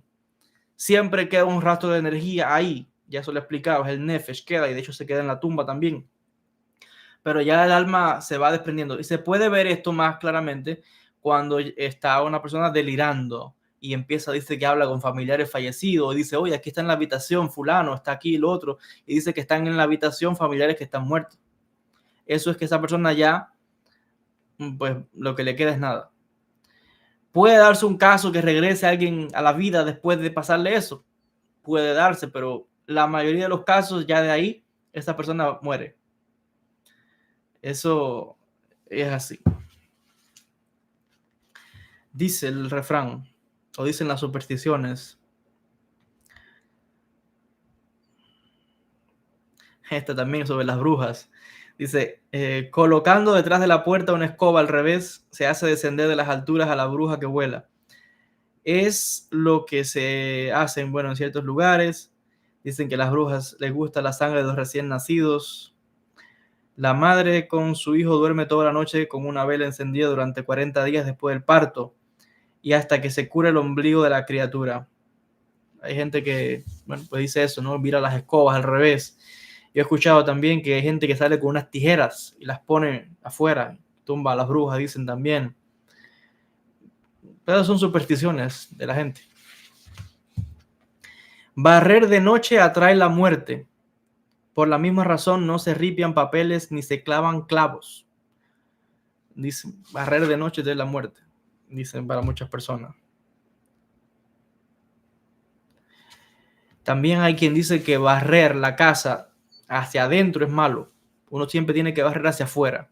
Hay gente, por ejemplo, que barre todo y pone la basura al centro de la sala y en la sala recoge la basura. No, barra hacia afuera. Nunca recoja toda la basura de los cuartos y la ponga todo en la sala o en alguna parte y de ahí la recoja. No.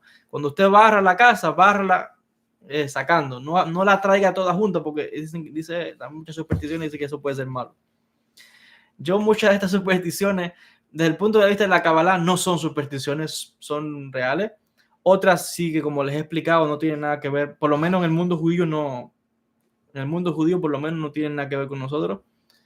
Y hay otras que, por si acaso, por si acaso mejor no hacerlas. Porque siempre dicen que cuando las personas de antes hablaban, hay que poner atención. Así que por algo dirán las cosas. A ver, y con esta voy a cerrar ya y tomar algunas preguntas. Uno de los mejores resguardos que hay para la casa, esto viene de los chinos. Los chinos ponen un espejo pequeño en la puerta de su casa, afuera. Y ese espejo rechaza inmediatamente el mal que intenta colarse en la casa. Así que los chinos ponen afuera de las casas. Eso viene del taoísmo. y creo que se llama Quan Pao, algo así creo que se llama, es un espejo, tiene unos símbolos, unas rayas, unos números, entonces tiene alguna, entonces es matemático casi, porque los taoístas, el mundo de la mitología china también es muy interesante. Yo sí que he visto muchas similitudes entre las costumbres del mundo entero. Tiene mucha similitud con el judaísmo, con la Kabbalah. Los chinos ponen un espejo afuera y según el espejo, puede ser que el espejo que pongan sea ovalado, con el cristal así como un poco ovalado, porque es repeliendo la energía. Puede ser que el cristal esté un poco así como ondeado. Si la persona lo que quiere es atraer la prosperidad, la bendición, el dinero, pues pone un cristal, un espejo en la puerta hacia afuera, ondeado para atraer. Y si lo que quiere es alejar las malas energías, pone un espejo ovalado, como con una pancita, para que empuje la energía. Eso lo hacen los chinos, por eso viene el taoísmo. Realmente si nos pusiéramos a hablar de supersticiones y de creencias, pues no acabaríamos, porque la gente tiene muchas creencias según su religión, según su... Imagínense que los hindúes deben tener muchísimas también, los musulmanes también, yo conozco muchas del Islam también, eh, los budistas, bueno, es que el mundo entero, en África, en el Amazonas, es que en el mundo entero la gente tiene sus supersticiones. ¿Qué debo decir? Si yo explicara eso antropológicamente, simplemente quizás muchas de esas leyendas pues surgieron de eventos, cosas que pasaron realmente, que no se entendieron en su momento y que fueron transmitidas de una generación a otra, de padres a hijos, de hijos o de abuelos a nietos. Muchas pues no son supersticiones, muchas son reales. Claro, para el que no tiene conocimiento va a decir que todo es superstición. Muy bien, eso es porque usted no lo ha visto. Pero usted lo ha visto, entonces te aseguro que eso no es, que no va a ser más superstición para usted. Entonces, muchas son, otras no, otras son reales, son cosas. El mundo espiritual tiene muchos misterios. Ustedes habrán escuchado o se habrán dado cuenta que hablé de perros negros, no hablé de gatos negros. De eso vamos a hablar más adelante. El libro sigue hablando, pero bueno, sí que es verdad también que está la superstición de los gatos negros, el que si trae lo usan las brujas, etcétera.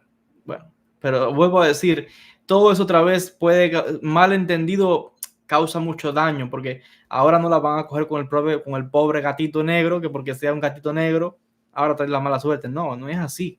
Igual que los perros, porque sean negros, no. La gente todo lo... Imagínense que a la pobre serpiente la han condenado eternamente y el pobre animal, ahora todo el mundo dice que la serpiente es símbolo del diablo. Y simplemente un animal que le tocó la mala suerte de que lo pusieron en la historia bíblica. O al cerdo, en el mundo judío, no queremos saber de cerdo. Y los musulmanes, el pobre cerdo, bueno, le tocó también la mala de la historia. Entonces, esas son las historias de los pueblos, la leyenda de los pueblos. Entonces, pero vuelvo a decir, esos son para otros lugares en la tierra, esos animales son sagrados, igual que la vaca. Para los hindúes son representaciones de Nandi, que es el asistente de Shiva, que es un toro. Entonces, para ellos son sagrados, pero ya los hindúes se van de línea, porque los hindúes, si la vaca orina, se toman el orine de la vaca, se lavan con eso, porque creen que es sagrado. Si la vaca hace excremento, se juntan con eso, o sea, ya se van, eso es una cosa que para nosotros, pues no, es demasiado. Pero bueno, cada cual tiene sus supersticiones y sus cosas. Sé que tienen muchas preguntas, obviamente es que es un libro completo de leyendas, haría falta hacer varios vídeos explicando esto. Si quieren, si les gustan estos temas, pues profundizar comparando el punto judío, supersticiones judías con supersticiones más amplias. Pero sí, queda mucho por hablar.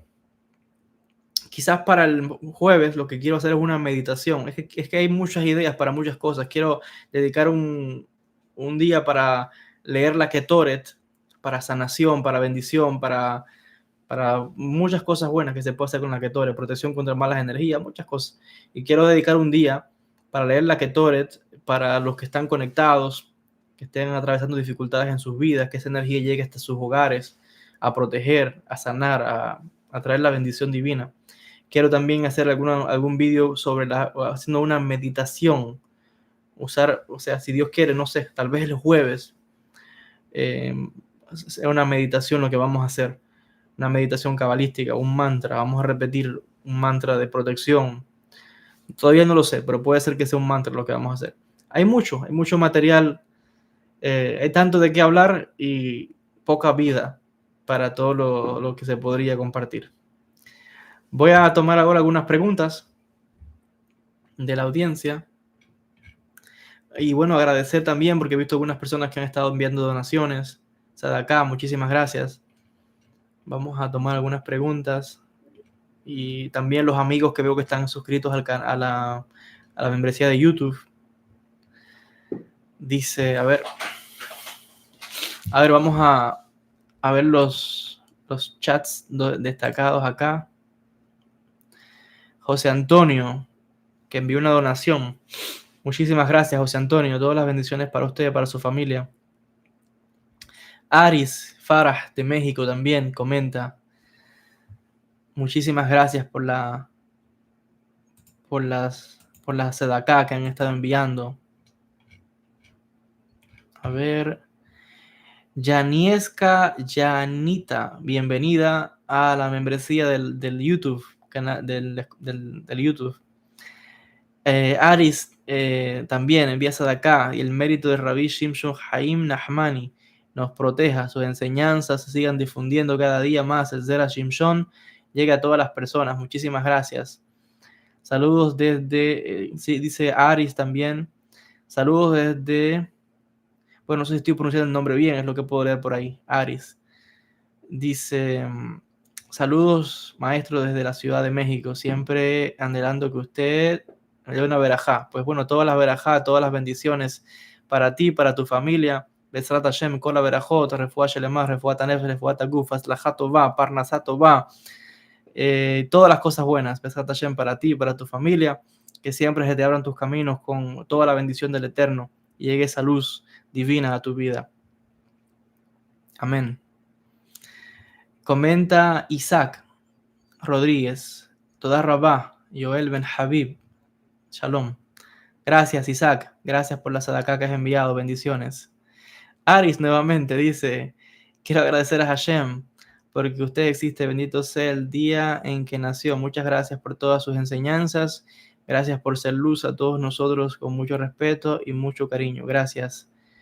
Isabel también comenta, dice, Shalom, gracias por sus enseñanzas. José Antonio nuevamente acá y Aris también acá también. Muchísimas gracias a todos por la sadaka que han enviado, por el apoyo a los estudios de la Torá, de la Kabbalah. Que Hashem les bendiga mucho a todos ustedes, a sus familias, todas las bendiciones, salud y besat Hashem, todas las cosas buenas. Y igual, por supuesto, todos los amigos que están conectados, que nos están viendo, que van a ver estos vídeos. Que Hashem les bendiga mucho. Vamos a tomar algunas preguntas del chat en general. Dice, los zombies de Haití son personas contra las que se practica algún tipo de venganza, tanto de políticos como entre familias. Buscan a estos sacerdotes y los zombies surgen a partir de un polvo. Bueno, sí, estas son las prácticas que hay en Haití. Dice, bueno, saluda a Roberto Reyes. Y a Roberto Reyes pregunta, ¿existe o no la brujería haitiana? Pues bueno, claro que sí existe. Claro que sí. Y yo, fíjense, yo todo lo que hablo lo hablo con mucho respeto, ¿no? Yo sé que tengo entre mi audiencia personas que me ven que son judíos, otros me ven que son cristianos y son cristianos plural, porque yo sé que tengo seguidores evangélicos, católicos, de todo. Tengo seguidores que son musulmanes, tengo seguidores que son budistas, tengo seguidores que son hindúes, me ven del mundo entero. Y cuando hablo de otras religiones, trato de hablar con respeto, pero no quiere decir que no vaya a decir lo que deba decir cuando estoy explicando un tema histórico o algo. La realidad es la realidad, eso no hay que ocultarlo. ¿Y por qué menciono esto? Porque esta persona me está preguntando, ¿existe o no la brujería haitiana? Existe. Ahora, muchas sorpresas se llevarían. Por ejemplo, yo mencionaba ahorita que existe también eso en el mundo entero. En el mundo judío puede haber personas que también lo hagan lo malo. En el mundo islámico, yo conozco la que existe, la brujería musulmana, y son muy fuertes. Pero también conozco la brujería cristiana, y los mismos cristianos no saben esto. Ahora, ¿cómo puedo saber yo esto? Porque como historiador, Yo tuve que estudiar por varios meses a uno de mis profesores todos los orígenes del cristianismo, desde el inicio hasta el tiempo actual. Y hay muchos manuscritos de brujería cristiana, solo que los cristianos no saben eso. Claro, yo no hago esos videos, yo no me dedico aquí a hablar de todas estas cosas. Yo puedo en algún vídeo hacer una referencia, decir, mira, hay un texto, hay un documento, pero no es mi tarea pues, difundir estas cosas y mucho menos de hablar de cosas del cristianismo. Menciono estas cosas porque entran en el contexto de alguna clase que yo pueda estar dando y puedo mencionar estas cosas. Pero si me pusiera yo a hacer videos, la gente se quedaría muy sorprendida de que desde el siglo I, desde los mismos inicios del cristianismo, hay manuscritos de textos de magia cristiana, con invocaciones, para de todo, para el amor, para el dinero, para la protección, para matar, eso es increíble. Yo la verdad que no sé si en español existen pues alguna investigación buena. La mayoría de esos libros están en inglés, porque yo la verdad que en el mundo inglés se consiguen muchos mejores libros que en español, es una lástima, pero hay obras muy buenas en inglés sobre ese tema. Entonces la gente se quedaría sorprendida. Por eso yo decía ahorita, la gente en América Latina cree que no tiene ni idea de lo que es realmente estudiar eso científicamente, históricamente, antropológicamente. Está en todas las culturas y en todas las religiones. Lo que pasa es que a veces a la gente le cuesta, ¿no? Quizás ver en la religión, pero sí está. Y en el mundo judío también está. Una persona que llega a la Kabbalah y coge la Kabbalah no por donde debe ir y piensa que la Kabbalah, que todo es poder y que no sé qué, es una persona que se desequilibra y puede usar esto para lo malo. Yo conté una vez, me tocó un caso de una mujer que vino a verme desesperada. La mujer no era judía, pero bueno, estaba estudiando la Kabbalah. Pero su esposo, supuestamente, pues empezó a estudiar la Kabbalah y la amenazaba de que podía usar los nombres de Dios para hacerle daño a ella. Claro, yo le dije, mire, no le haga caso, que ese es un pamplinoso. Eso, bueno, tampoco le dije así, pero es para ilustrar que eso es reíble, es de risas. ¿Cómo pueden venir personas a querer coger la Kabbalah para ese tipo de chantaje emocional y para esa falta de respeto de querer venir a la Kabbalah pensando de que voy a coger un poder, soy invencible, intocable? Eso es un disparate. Y lo que es peor, que vienen personas que no se acercan por los buenos motivos a la Cábala. Son la minoría, es verdad, pero existe. Y me han tocado esos casos. Y la pobre mujer estaba traumatizada porque decía que el hombre iba a meditar y que le iba a poner un nombre de Dios. Es un disparate. Al final calmé a la persona, ¿no? Y le hice ver que eso es alguien sencillamente que en un matrimonio estaba abusando psicológicamente de su esposa, pero usando la Cábala para eso. Esa es la parte más triste de personas que vienen a la Kabbalah con esas intenciones. Están equivocados, porque el que venga a usar la Kabbalah con esas intenciones, si hace algo como eso, que para empezar no le va a funcionar, lo que intente hacer de mal a otras personas se le va a virar de vuelta. Dice el Pirkei Avot y explican los sabios de la Kabbalah: el que quiera hacer uso de la corona morirá. El que quiera hacer uso de la corona morirá. ¿Qué quiere decir eso? Tomar la corona, ponértela, creer que tú eres el invencible, como ese caso, eso te rebota de vuelta a ti, porque lo que es santidad, la Kedushá, no se presta para esas cosas. Entonces, existen, la persona que me pregunta, ¿existe la brujería haitiana? Existe, pero esto existe donde quiera, en el mundo cristiano, judío, pero el que hace este tipo de cosas, y lo triste otra vez, que quiere usar cosas de la Kabbalah, que es santidad, para esto, pues le viene de vuelta a esa persona. Sigue diciendo otra pregunta que están planteando acá.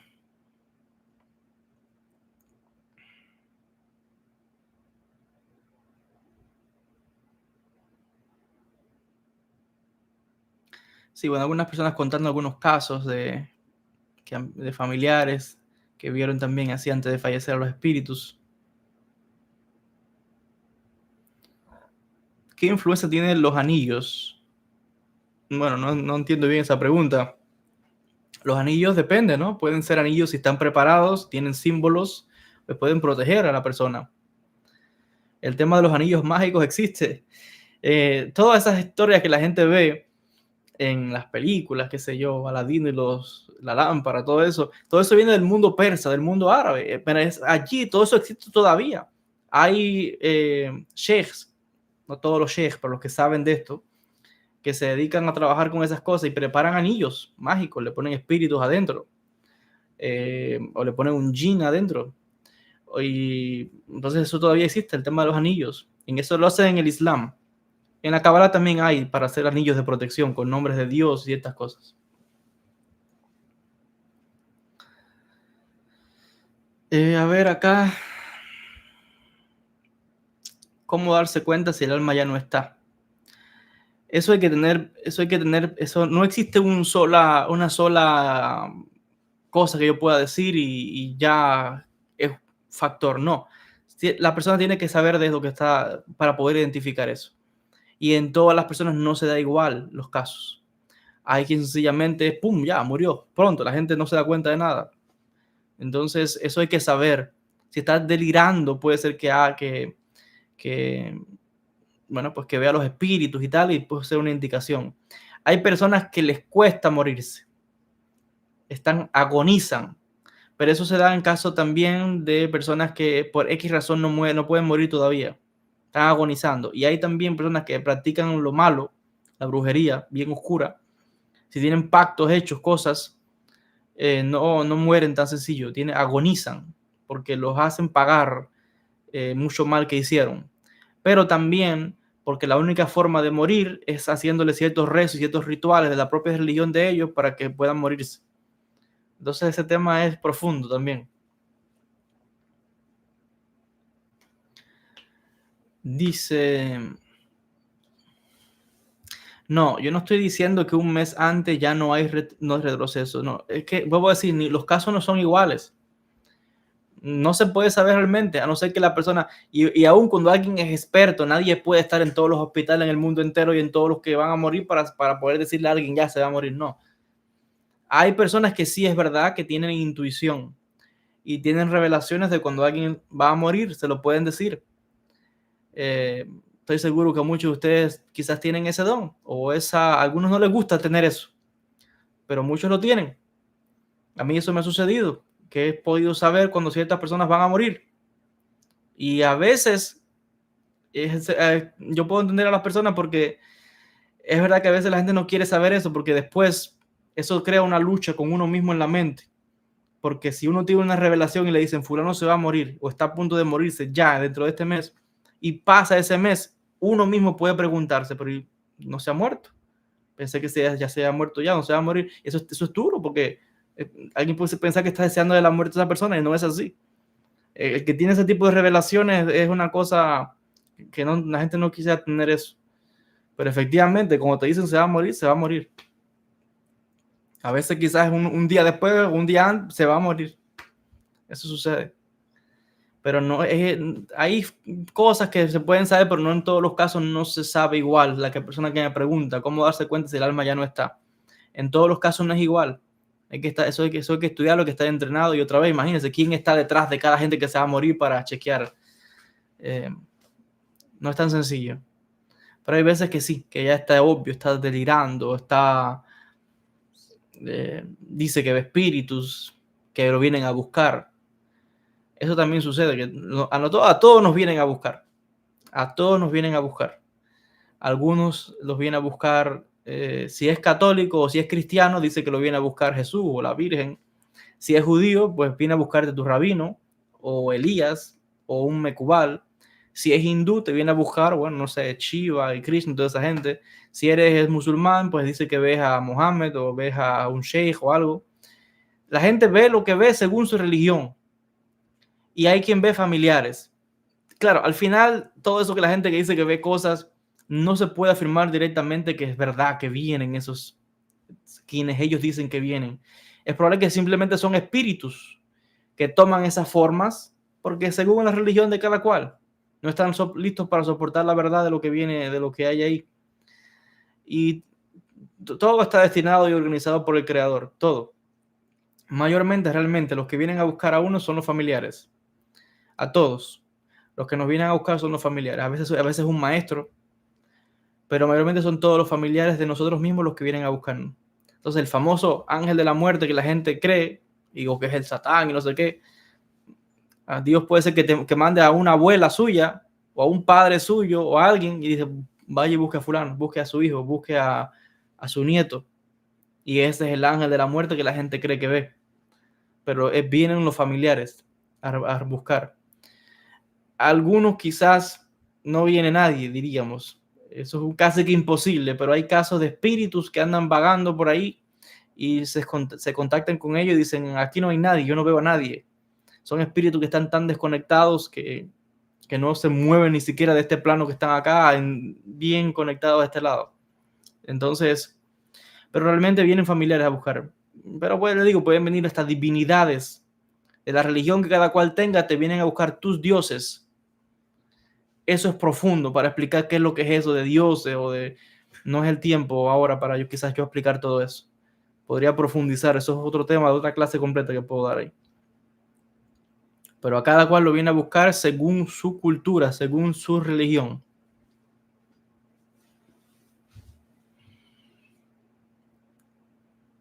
Hay una persona que pregunta por la ruda. No hay oración para la ruda, que yo sepa.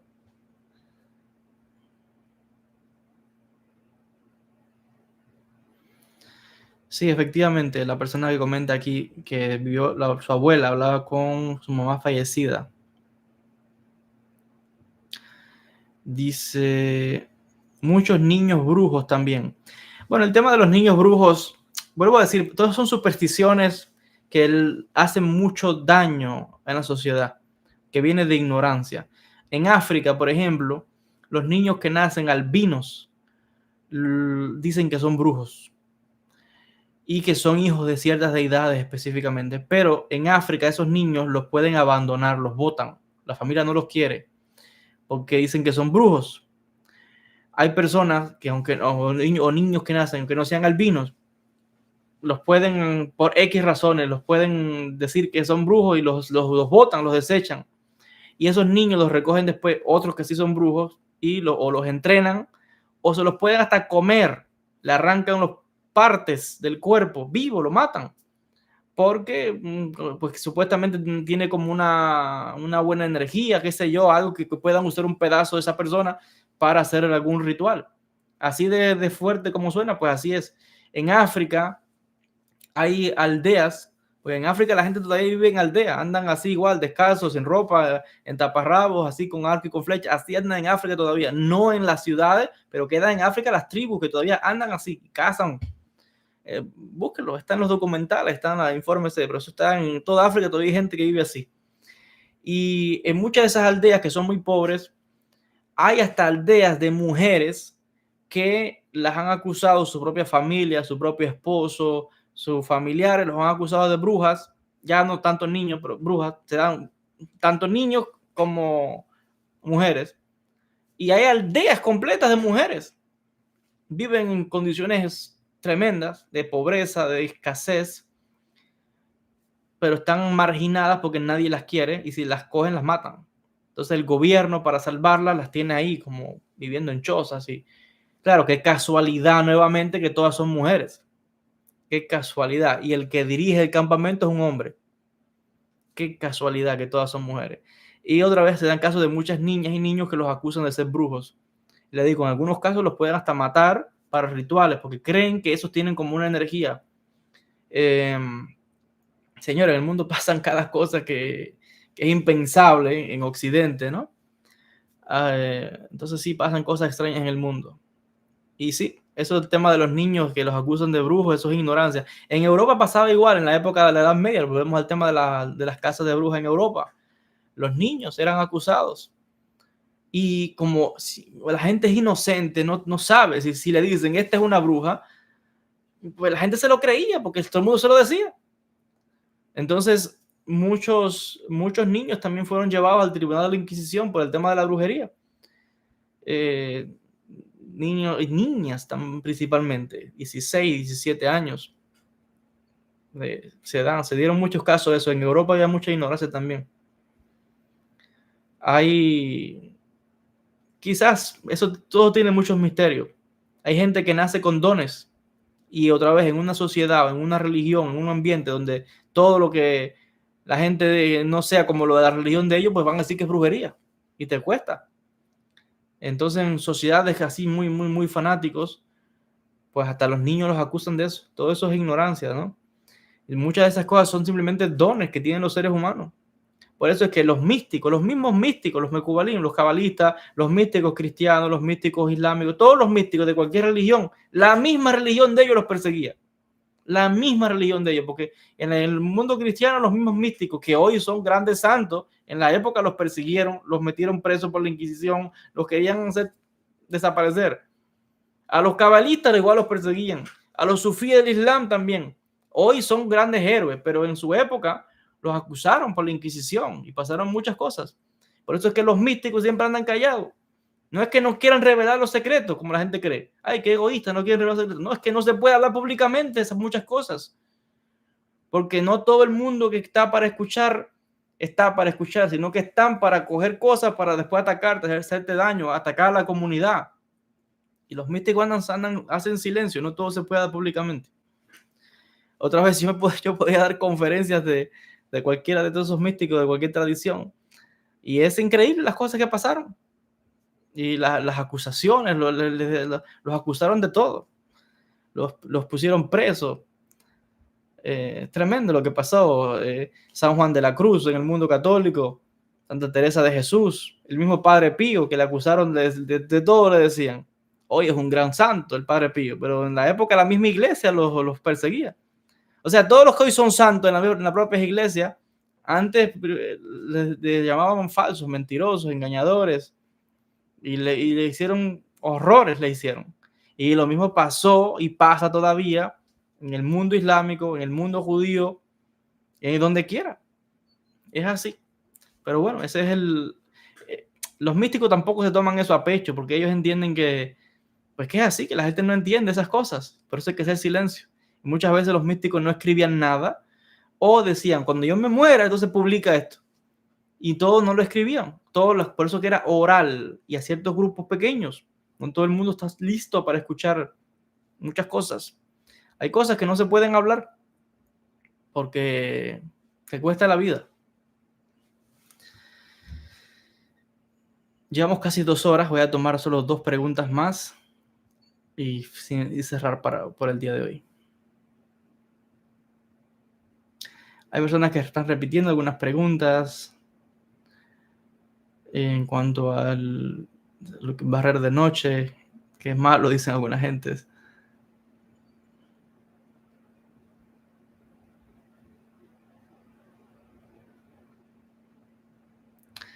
Pasarle un huevo a un bebé cuando está ojeado y el huevo se cose. Bueno, esa es una práctica de algún país, no lo sé. Alguien comenta sobre el dragón chino.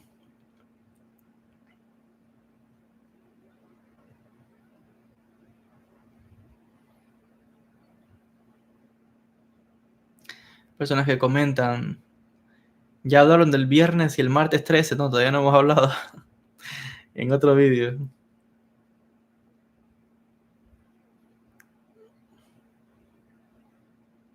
En China hay restaurantes de gatos negros en un plato carísimo.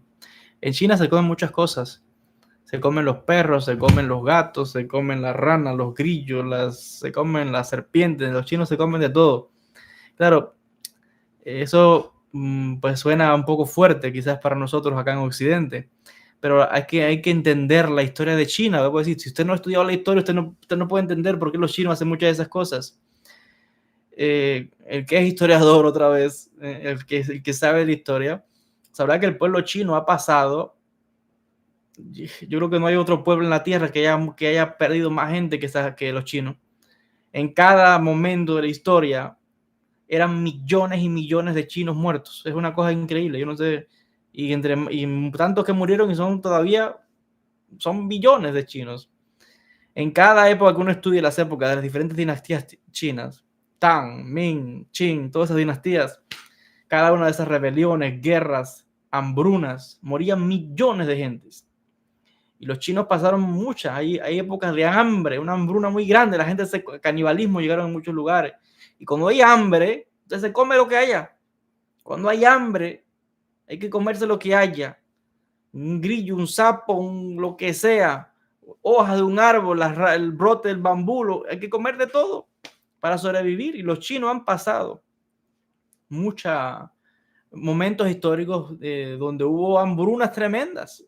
Eso hay que estudiar la historia de China para saberlo y entender por qué luego, claro, muchas de esas cosas ya se quedaron. Bueno, y como es un pueblo tan milenario, porque los chinos tienen miles de años de historia ininterrumpida, muchas de esas cosas ya se han quedado como parte de su cultura, tradición, y bueno, ya es parte de su gastronomía. Pero hay que entender la historia de los chinos para ver que pasaron momentos en su historia de un hambre tremenda y hay que comer lo que aparezca. Entonces, eso también hay que entenderlo con los chinos, ¿no? Y como tienen tanto ya miles de años con eso, pues ¿quién les quita eso a los chinos? Nadie. Aparte, cualquiera también que estudie un poco de la medicina tradicional china, se dará cuenta que en la medicina china, que es muy respetada históricamente, pues de renombre los médicos chinos, utilizan también todo tipo de animales para curar.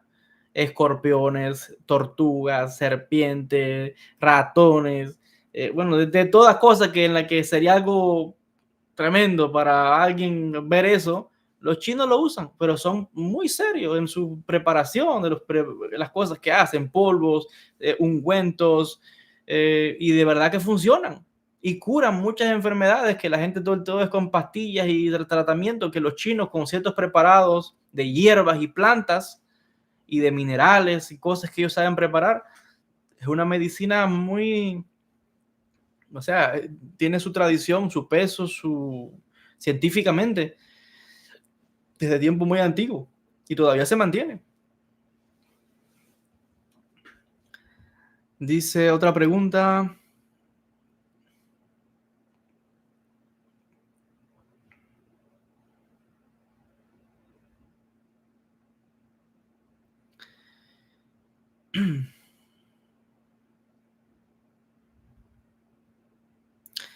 Lo que dice una persona que pregunta, Mercedes pregunta, lo que hacen los Umbanda de sacrificar animales, ¿lo sacaron de la Torá?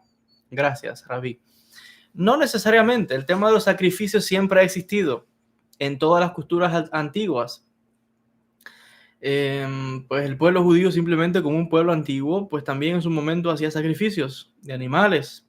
Cuando estaba el templo se llevaba casi todo tipo de animal que fuese kasher, y no solamente animales, los sacrificios no eran solamente de animales, y no todo era sacrificio. Eso es una cosa que también la gente no, claro, no entiende, eso hay que estudiarlo. No todo un sacrificio, hay ofrendas que se llevan de agradecimiento. Había ofrenda por el pecado, había ofrenda por agradecimiento, había fecha por las primeras bikurim, las primeras cosechas. La gente llevaba diferentes ofrendas.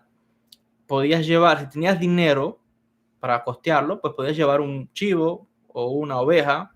Si tenías mucho dinero, podías llevar un ternero o una ternera o un toro. Si no tenías mucho dinero, podías llevar una paloma, 2 tórtolas. Si tenías menos dinero que eso, pues sencillamente podías llevar un poquito de harina, podías llevar frutas.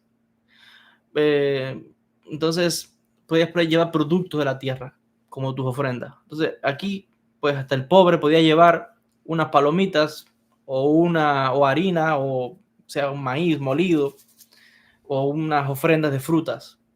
Y los llevabas al altar y lo asaltaban igual. Entonces, se hacían todo tipo de ofrendas, se hacían rezos.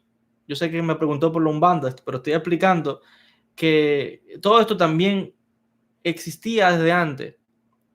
Y otra vez, por eso es que es bueno estudiar para saber estas cosas y bueno hacer conferencias o una clase como esta para explicar, porque a veces se ataca a la gente, a sus religiones. No, tomaron de aquí, tomaron de allá. No, ellos no han tomado de nosotros nada. Las religiones africanas no han tomado nada de nosotros. Es otra vez, y yo escucho a muchos cristianos que dicen, no, han tomado. No, nadie ha tomado, señores. Esas son religiones que tienen 5.000 años de historia. 5.000 años de historia tienen todas esas religiones porque son religiones primitivas.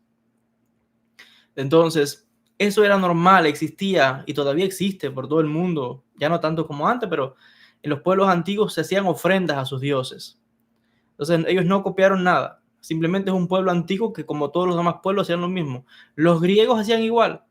Cualquiera que lea, siempre lo digo, lea usted la Ilíada y la Odisea de Homero y usted va a ver que lo que están leyendo usted ahí se parece mucho a todas las prácticas que tenemos los judíos, a todas las prácticas del templo. Y entonces hay que ver quién está copiando a quién. Entonces, no es que nadie copiara a nadie, es que eso era normal en la época. Lo que yo acabo de describirles de las prácticas que se hacían en el templo es lo mismo que hacían los griegos, lo mismo que hacían los romanos, lo mismo que hacen los umbandas, lo mismo que hacen los chamanes, lo mismo que hacen todos los pueblos antiguos, los antiguos egipcios, porque eso es normal en esas esculturas. De hecho, hasta las descripciones de los templos griegos, es verdad que no es realmente igual que el templo judío, pero sí tiene muchas cosas que vienen del templo judío y hay cosas que están todavía en la sinagoga que el judío de a pie no sabe, sino a no ser que sea historiador, que pues se parecen mucho a esas a cosas de los templos antiguos, de los griegos y de los romanos. El Ejal, el Arón HaKodesh, la mesa, levantar la Torá, todo eso que creemos que es judío, lo hacían también los griegos, los romanos, los egipcios con sus divinidades. Eso es un tema amplio, no quiero sembrar cosas ahí, porque para yo explicar eso y que no se malinterprete, tengo que ponerme una hora para explicar eso, porque eso otra vez, eso hay que partir desde la historia, desde la investigación, para yo ponerme a explicar las prácticas, los templos. Si hay algo bueno que tiene el ser historiador, es que nosotros nos preparan y reconstruimos, somos capaces de reconstruir todas las culturas del mundo antiguo.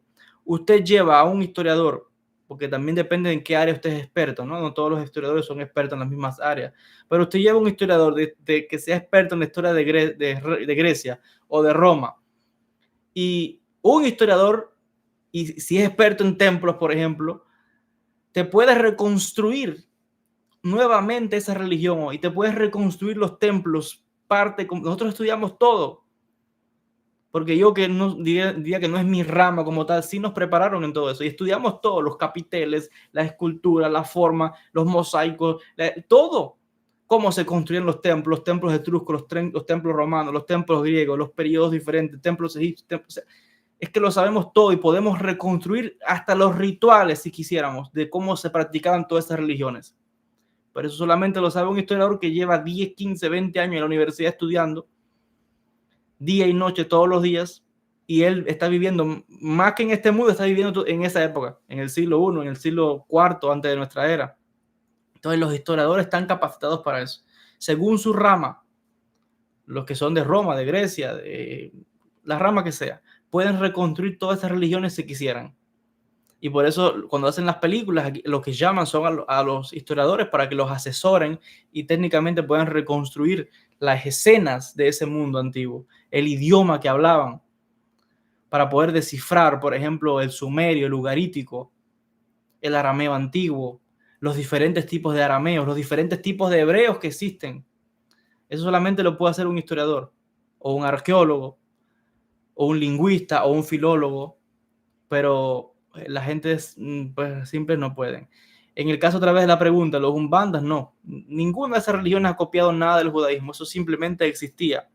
Y muchas de las costumbres que tienen todas las religiones africanas son muy parecidas a las prácticas de la Torá, muy pero muy parecidas a las creencias que todavía tenemos en el mundo judío, pero no es que han copiado nada, ellos las tienen también de su mundo.